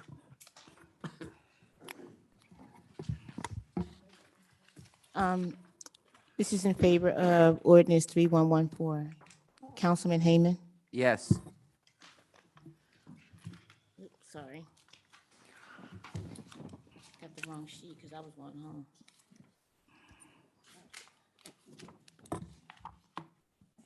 Sorry. Okay. Councilman Heyman, it's a yes, right? Yes. Okay. Councilwoman Blackwell? No, because of what has been brought forth, I'm going to ask that we table it and say no. You can't table it now. She's a no. That's fine. It's the votes. We're on the roll call vote, please. Because it was second and, I mean, it was, First and second. First and So second. now it can't be Yeah. tabled. Well, it could, but it should have We're on, started. please, can we get through the roll call? Councilman Andrusco? Yes. Councilman Siddiq? Yes. Councilwoman Faralia? Yes. Councilman Silva? Yes. Council President Burke? Yes. Councilwoman Phillips is a yes. Councilwoman Wagner? Yes. Councilman Tunis? Yes. And Vice President Wentz? Yes. All yes and one no. 10-1, thank you, Secretary Phillips. Next up, we have public hearing of ordinance 3117. Solicitor Richardson again. Thank you, President Burke. This is an ordinance of Upper Darby Township, amending ordinance number 1589 to provide a definition for trucks and site hazards, to permit the Director of Parking Enforcement to limit parking in certain areas of the township designated as a site hazard, providing a servability clause, repealing all inconsistent ordinances, and providing an effective date. Section 1 is, states that amended ordinance 1589 is amended to provide for the following definitions. Trucks are defined as trucks, trailers, semi-trailers, or other commercial vehicles in excess of 8,500 pounds. Site hazard, any location in a township where the parking of a vehicle or vehicle of a certain size creates a site obstruction that constitutes a traffic hazard as determined by the township engineer. Section 2 provides amends the following, stating that the Director of Parking Enforcement, after conferring with the township engineer, has the right to limit the parking of certain vehicles based on height and size in areas of the township considered to be site hazards. These areas of the township shall be designated by resolution of council. There's a section for severability, repealer, and an effective date. So ends the reading. Thank you, Solicitor Richardson. This is a public hearing. Anybody from the public have anything to say about this? I'm Dolores Lombardi, 29 South Kirkland Avenue in Upper Darby. First of all, I have a handout that I would like to send up to everyone. Give it to CO Rangio.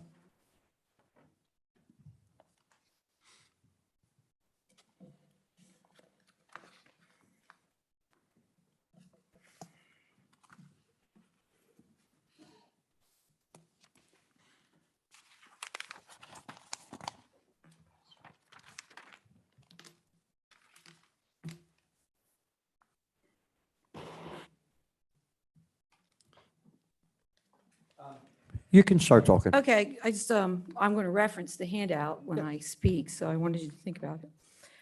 Okay, well, before I even give my statement, it was brought up before whether that the permit parking had community meetings. And as far as I know, there have been no community meetings on the changes in the definition of truck for the no parking of truck signs, and yet it would affect a lot of the township. Okay. Upper Darby has great diversity in its neighborhoods. It goes from urban to suburban. There are many different types and periods of architecture, lending to different street designs. Some are narrow, some are wide. Some streets are commercial or close to commercial districts, and some are tucked deeper into residential settings. The proposal of a permit parking plan is itself a recognition by council of different needs for different parking situations on Upper Darby's various streets. Since every street is not the same, I don't think that a blanket rule to allow trucks to park everywhere is reasonable. And remember, currently, not every street in Upper Darby even prohibits truck parking. But there are good reasons for some streets to have the no truck parking designation, with the definition of a truck being that it has a truck license plate. I live on a street that is the first block coming off Westchester Pike. There is little parking on Westchester Pike that is not metered, and cars and trucks regularly turn down these first blocks to find places to park. The presence of Westchester Pike and all of its business brings more trucks to our section of Upper Darby looking for a place to park. Some of these trucks are left much longer than a few hours, and they have often been left on our street over the weekends. Some have tried to establish permanent parking on our block, but these trucks are not owned by people who live on our street. Some of them have belonged to the businesses on Westchester Pike, even though they don't all have commercial insignia on them. So some trucks without commercial insignia are used for business and are not just a personal vehicle. However, everyone on our street is lucky enough to have a driveway and has room for personal truck parking. This proposed change in the definition of a truck would only allow people who do not live on our block to crowd up our street with trucks that do not belong to the people living on the street. I also think that for the streets where the no truck parking definition would be eased, that 8,500 pounds sounds too large.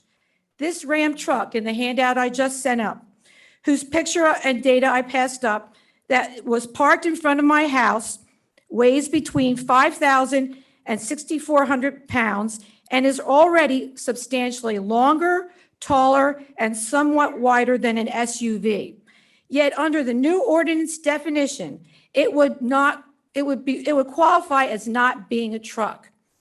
Size should obviously be the determining factor, not weight. There is good reason for some streets to be protected from truck parking of all truck sizes, particularly those on the first blocks off busy commercial thoroughfares such as Westchester Pike. The no truck parking sign on my street made me feel comfortable in buying a home so close to Westchester Park when we were looking to move here. Please protect our street and leave our no truck parking sign as is, prohibiting all trucks. If ever there was a situation that demonstrates the old adage, one size does not fit all, truck parking in Upper Darby is a perfect example. Thank you. Thank you.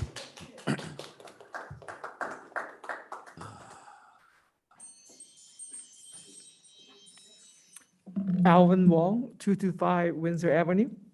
Just on the same comment that the size of the truck is fine. Yeah, so if the truck definition is removed, there will be more truck parking on the street. You've seen that small truck that the person before me passed out. With those trucks just parking on our street is a two-way street. During the winter, I have heard the truck honking for people to move around the corner because the street is too small and narrow for the trash trucks to pass by because of truck parking on both sides. So having that definition removed, it does create more difficult for public service to service the street, because like last time when it snowed, the street was not plowed for a long time.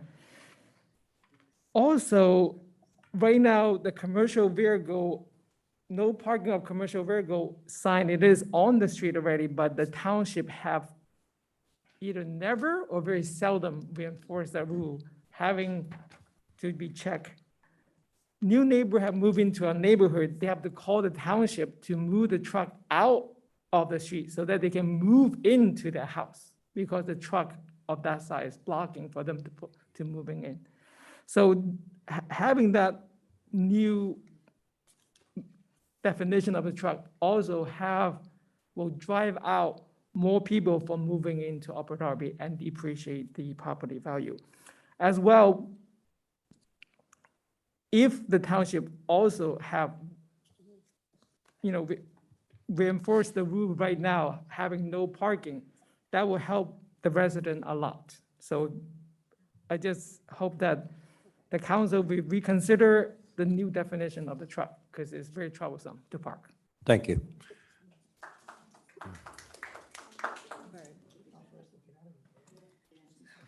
Hello, my name is Gail Grant. I live at 224 Windsor Avenue. And I've never come to one of these meetings before, and Netflix has nothing on you guys, let me tell you. Oh, wow. I'll be back. I loved it. But anyway, I live on Windsor Avenue. I've lived there for 25 years. And on my street is a sign that says no parking of commercial vehicles or trucks. On my street, it's a very narrow street. There's cars parked on both sides. I'm sorry, are you talking to me? What? You're fine. Okay, all right. So anyway, there's cars parked on both sides of the street, leaving room for one lane, and it's cars go both ways, so you got to pull over if someone's coming down or up the street. And and I have the sign's been there for 25 years.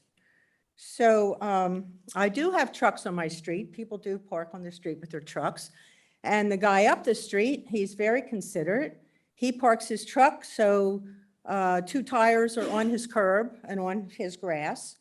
And at his driveway, we all have driveways on the street, he parks far enough away from the end of his driveway so that I imagine his wife doesn't get mad at him, because there's at least 4 feet there, so which is nice.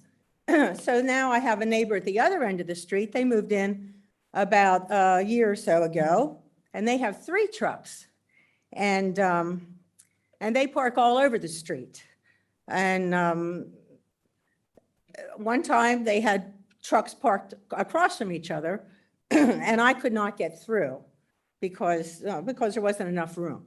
And these people also parked at the end of the driveway, my neighbor's driveway, and it was a constant battle asking him nicely to please not put the truck at the end of the driveway because you can't get through. The car's narrow, or the street's narrow. So anyway, after about a year of battling with this family and reminding them that they could get a ticket, I think eventually maybe he did get a ticket, because now they managed to keep their trucks in their driveway. But had that sign not been on the street, we would not have had that recourse, because asking nicely doesn't always work with people that think they're entitled to do what they want to do. So I understand why somebody that owns a truck and has a driveway and lives on a narrow street doesn't want to park in their own driveway because it's inconvenient. It's hard to make a 90-degree angle into your driveway with a little tiny street. So the easier thing for them to do is to inconvenience the rest of the street and park on the street and let the wife have the driveway, and that way they don't have to jockey cars. And if they're nice and park on their curb, nobody cares. So I measured my street. My street is 24 feet wide from curb to curb. I looked up the width of an average truck at 6.6 feet wide. If you add that together, that's 13 plus feet, I think. Subtract that from the 24 feet in the street, give a couple inches because nobody's parking on the curb. You're leaving 10 feet left for vehicles to come through. The average fire truck is 10 feet wide. The average ambulance is 8 feet wide. By allowing trucks to park on both sides of the street, you could create a hindrance for an emergency vehicle to get up the street and possibly cost somebody's life or damage. So I would hope that you would take this into consideration before you remove those signs that are our only recourse for keeping trucks off the street. So one thing also, I know that you've been approached by truck owners who claim that everybody owns trucks now and they should have a right to park in front of their house, et cetera, et cetera. But we all know that none of them would get tickets if somebody didn't call the police. The police do not go cruising our neighborhoods looking for trucks on the street. They only come out and give a ticket to a truck owner if somebody's called. Now, we know that people don't like to call the police either. I don't want to call the police. I don't want to be on their radar. So if somebody went to the trouble of calling the police to report a truck, I guarantee you that truck owner has been asked nicely more than one time.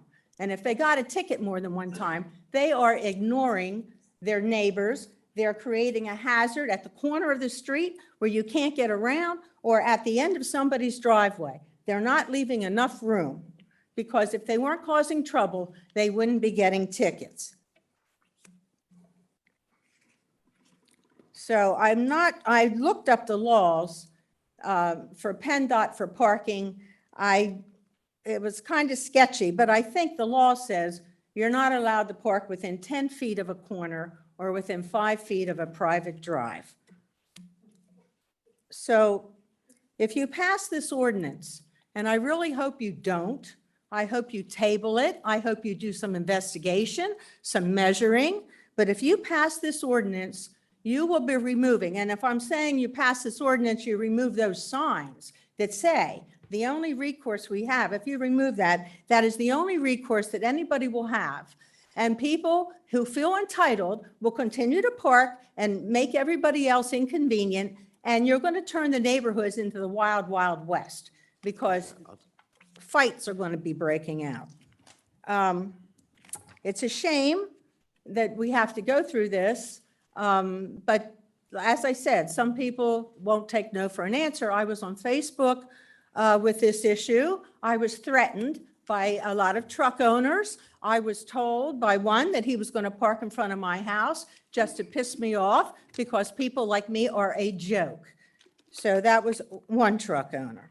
So, so for the peace of the neighborhood, for the convenience of the people that own homes and driveways, we all have driveways, I'm hoping, and also for our own safety, because it's not wide enough for for a fire truck, and it's skinny for an ambulance. But I hope that you do not remove our only recourse, or I hope that you do some measuring. And if you are going to pass this ordinance, which I hope you don't, you would also pass along with it that you will make big X's on 5 feet or 4 feet of everybody's driveway, big X's at the corner, so a truck doesn't park up there, so I can't get around. I mean, you need to, and also there was talk about the permits, and some doctor was talking to people on the street that said they wanted them.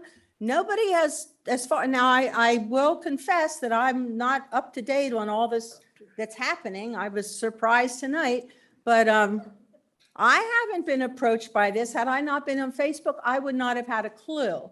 I don't want to be here tonight. I'm missing my art class. I'm not happy to be here, although it was very entertaining. But, you know, I would hope you would remember that I've really put myself out to come here because this is a really important issue and it's a safety issue as well. We all want to live in peace and everybody has a right to enjoy their property. So thank you very much for letting me speak. Well, I thank you. And just to answer your questions, Section 2 says Director of Park Enforcement, after conferring with the township engineer, has the right to limit the parking of certain vehicles based on height and size in the area of the township to consider site hazards. And also, site hazards are 5 feet away from Westchester Pike, away from corners. So everything that you asked for is, a lot of it's already in Section 2 here of this ordinance.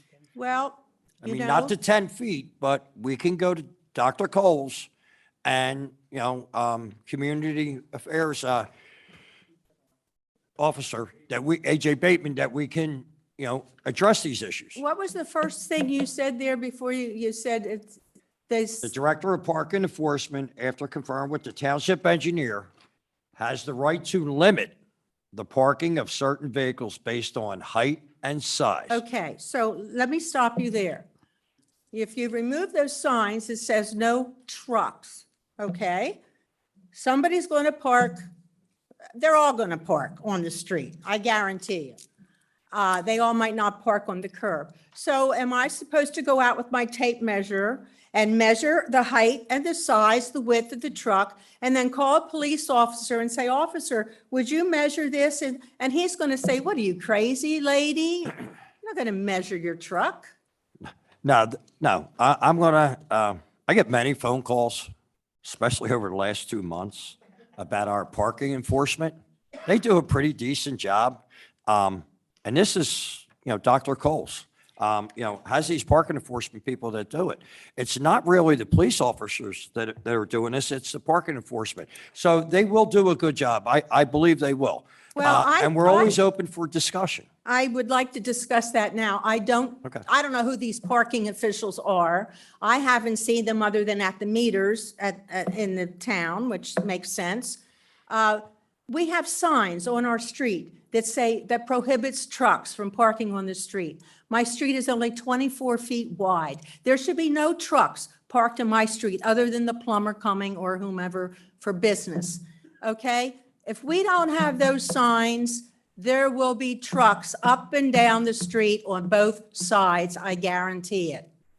I really wish those signs would remain in place. We need them. They've been there for 25 years. They've been there before I moved in. So I think the people that lived there before were smart enough to understand what was needed and why you would want to take it away because there's a bunch of truck owners belly aching that they can't park in front of their house is beyond me. Okay, you're making an inconvenience for everybody else so they have a convenience, you know? I'm sorry if I may. Councilman, we're still in the middle of public comment, so just. No, I just think. Okay, hold on one second. Okay, sorry. All right, okay. Good. I'm gonna make a motion to table this and then do some more. And the reason is why I live where there's parking on 2 streets and we do have blocked off access for the fire department to come up and park if there is a fire. So that is. I'm gonna my second street, that. So I understand where you're coming from. I would appreciate that. I really would. Okay, so we have a motion on the floor to table, and we have a first and second. Yeah, you know what? I didn't close public comment. We're technically, All right, public hearing. I'm sorry. I'm going to be really quick. Lee Jordan, All 90 right, Pilgrim Lane. Ms. Jordan, go ahead. Lee Jordan, 90. All right, I have a handout too. All right. Um, Oh. Go ahead.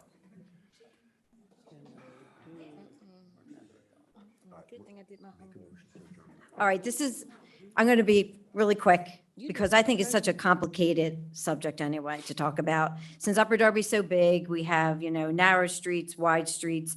I kind of never really understood like what defines a commercial vehicle versus like the van in the back. There's 3 sheets together.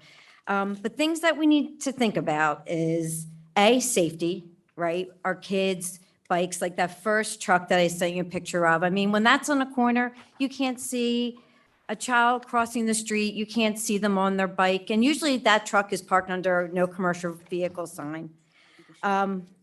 Also, I think when you're making these decisions, since the world has changed the last 2 years, a lot of residents still get deliveries, whether it's Amazon, whether it's the food trucks, and they're pretty wide trucks going down streets. And I have seen some really get like jammed up and not able to get down. So, I didn't do the measurements like you did your due diligence. I didn't. But I mean, I think that is something else to consider, especially in the really narrow streets. And if you pass this, because people now are like relying on all the deliveries of everything that they get. And then the whole unsightly, just what the Upper Darby Township will look like too. I mean, that's something that we need to consider. But thank you for motioning to table it, but that's all I wanted to say. And it's no commercial vehicle parking, so like this truck wouldn't be able to park. A truck that has ladders on the top or any kind of rating on the So- side cannot park. So that's currently what it is though, right? still I mean, that's saying. currently what our regulations. That's what it will be, And it's too. not changing, it's not Okay. changing, yeah, and it's not changing. Okay, thank you. All right, thank Yeah, you. it's gonna be Well, tabled, it's I know tabled. you're going to table it, but I would just like to address your point. A lot of commercial trucks, you can pull that little magnet sign right off the side and voila, it's no longer a commercial truck. So a truck is a truck, and they're big and they're wide and they're 6 feet wide and they block up my little narrow street. But I really appreciate you tabling it. I hope you all vote to table it. All right, so we're going to end public comment, and we have a motion on the floor to table it first and second. Yeah, go ahead. Go ahead. Councilman Tunis and then Councilman Silva. I just want to say, the reason why some of this stuff has been brought forward is we go to neighborhoods. I mean, Vice President Wentz, President Burke have been with me in neighborhoods where neighbors are saying, like, their truck is their way of life, right? They do small construction and it's not commercial, but it's their truck is the way they make money. So the reason why it's brought forward is we've been hearing from residents that they can't park and be able to make revenue. I live in one of, like, I don't have driveways where I live, right? I live adjacent to Avon Road, one of the tightest streets in Upper Darby Township. And there are homeowners there that they only have a truck. They go to work, they come back, they make money. So I think it's like, I understand why we would table it, but I feel like a lot of council members are we're trying to please everyone here. That's the goal. But I heard the concerns that was said today. I want to say Public something. comment is over. No, Public comment is over. Over, Yeah. it's over, Please. sorry. I didn't Yeah. interpret that what you guys were saying. I think you gave me some good insight to some things I may have not been aware of. But I'm just stating that a lot of these ordinances we bring forward is when we meet residents in the community. That's all. Thank you, Councilman Tunis. Councilman Silva? Yeah, and just another clarification, and it's nice to be in agreement with Councilman Tunis. So, right. So, the signs aren't coming down.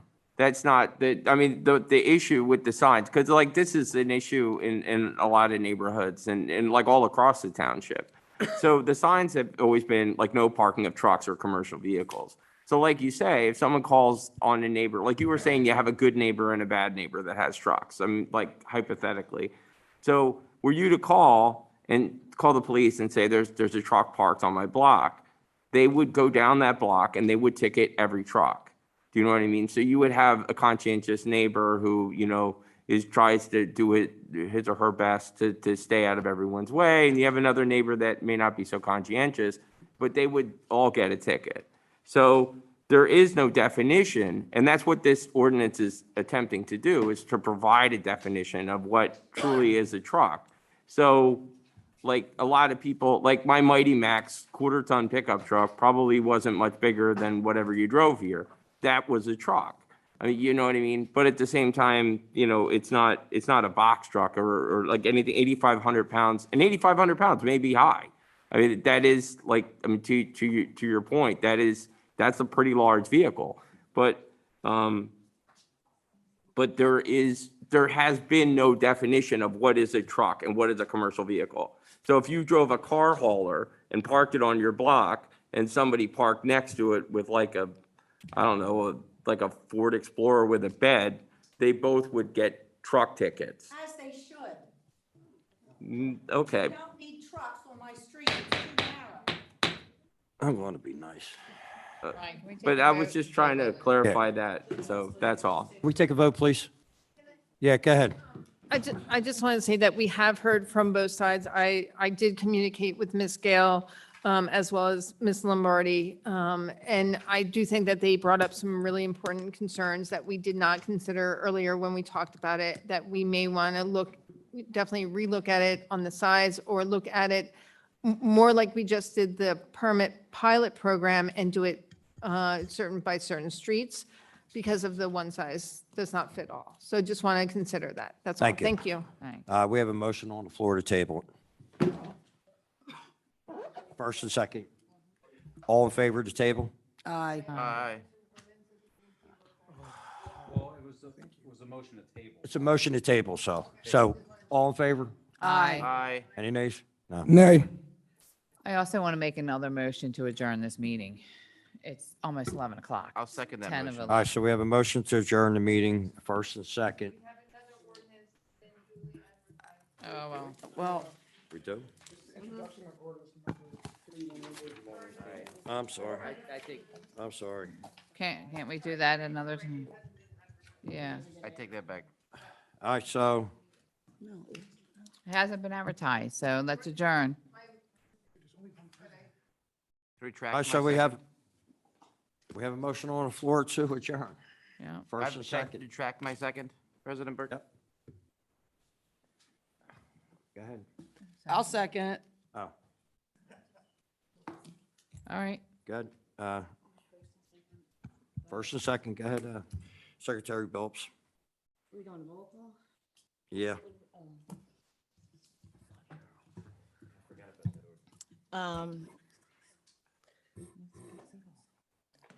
Motion, And the next time it'll be the motion same to adjourn the meeting. Yeah. Councilman Heyman, No, unfortunately. Councilman Blackwell. Motion to adjourn the meeting.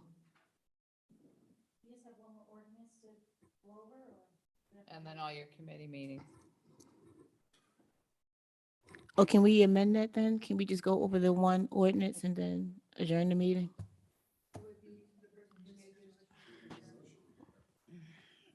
Withdraw.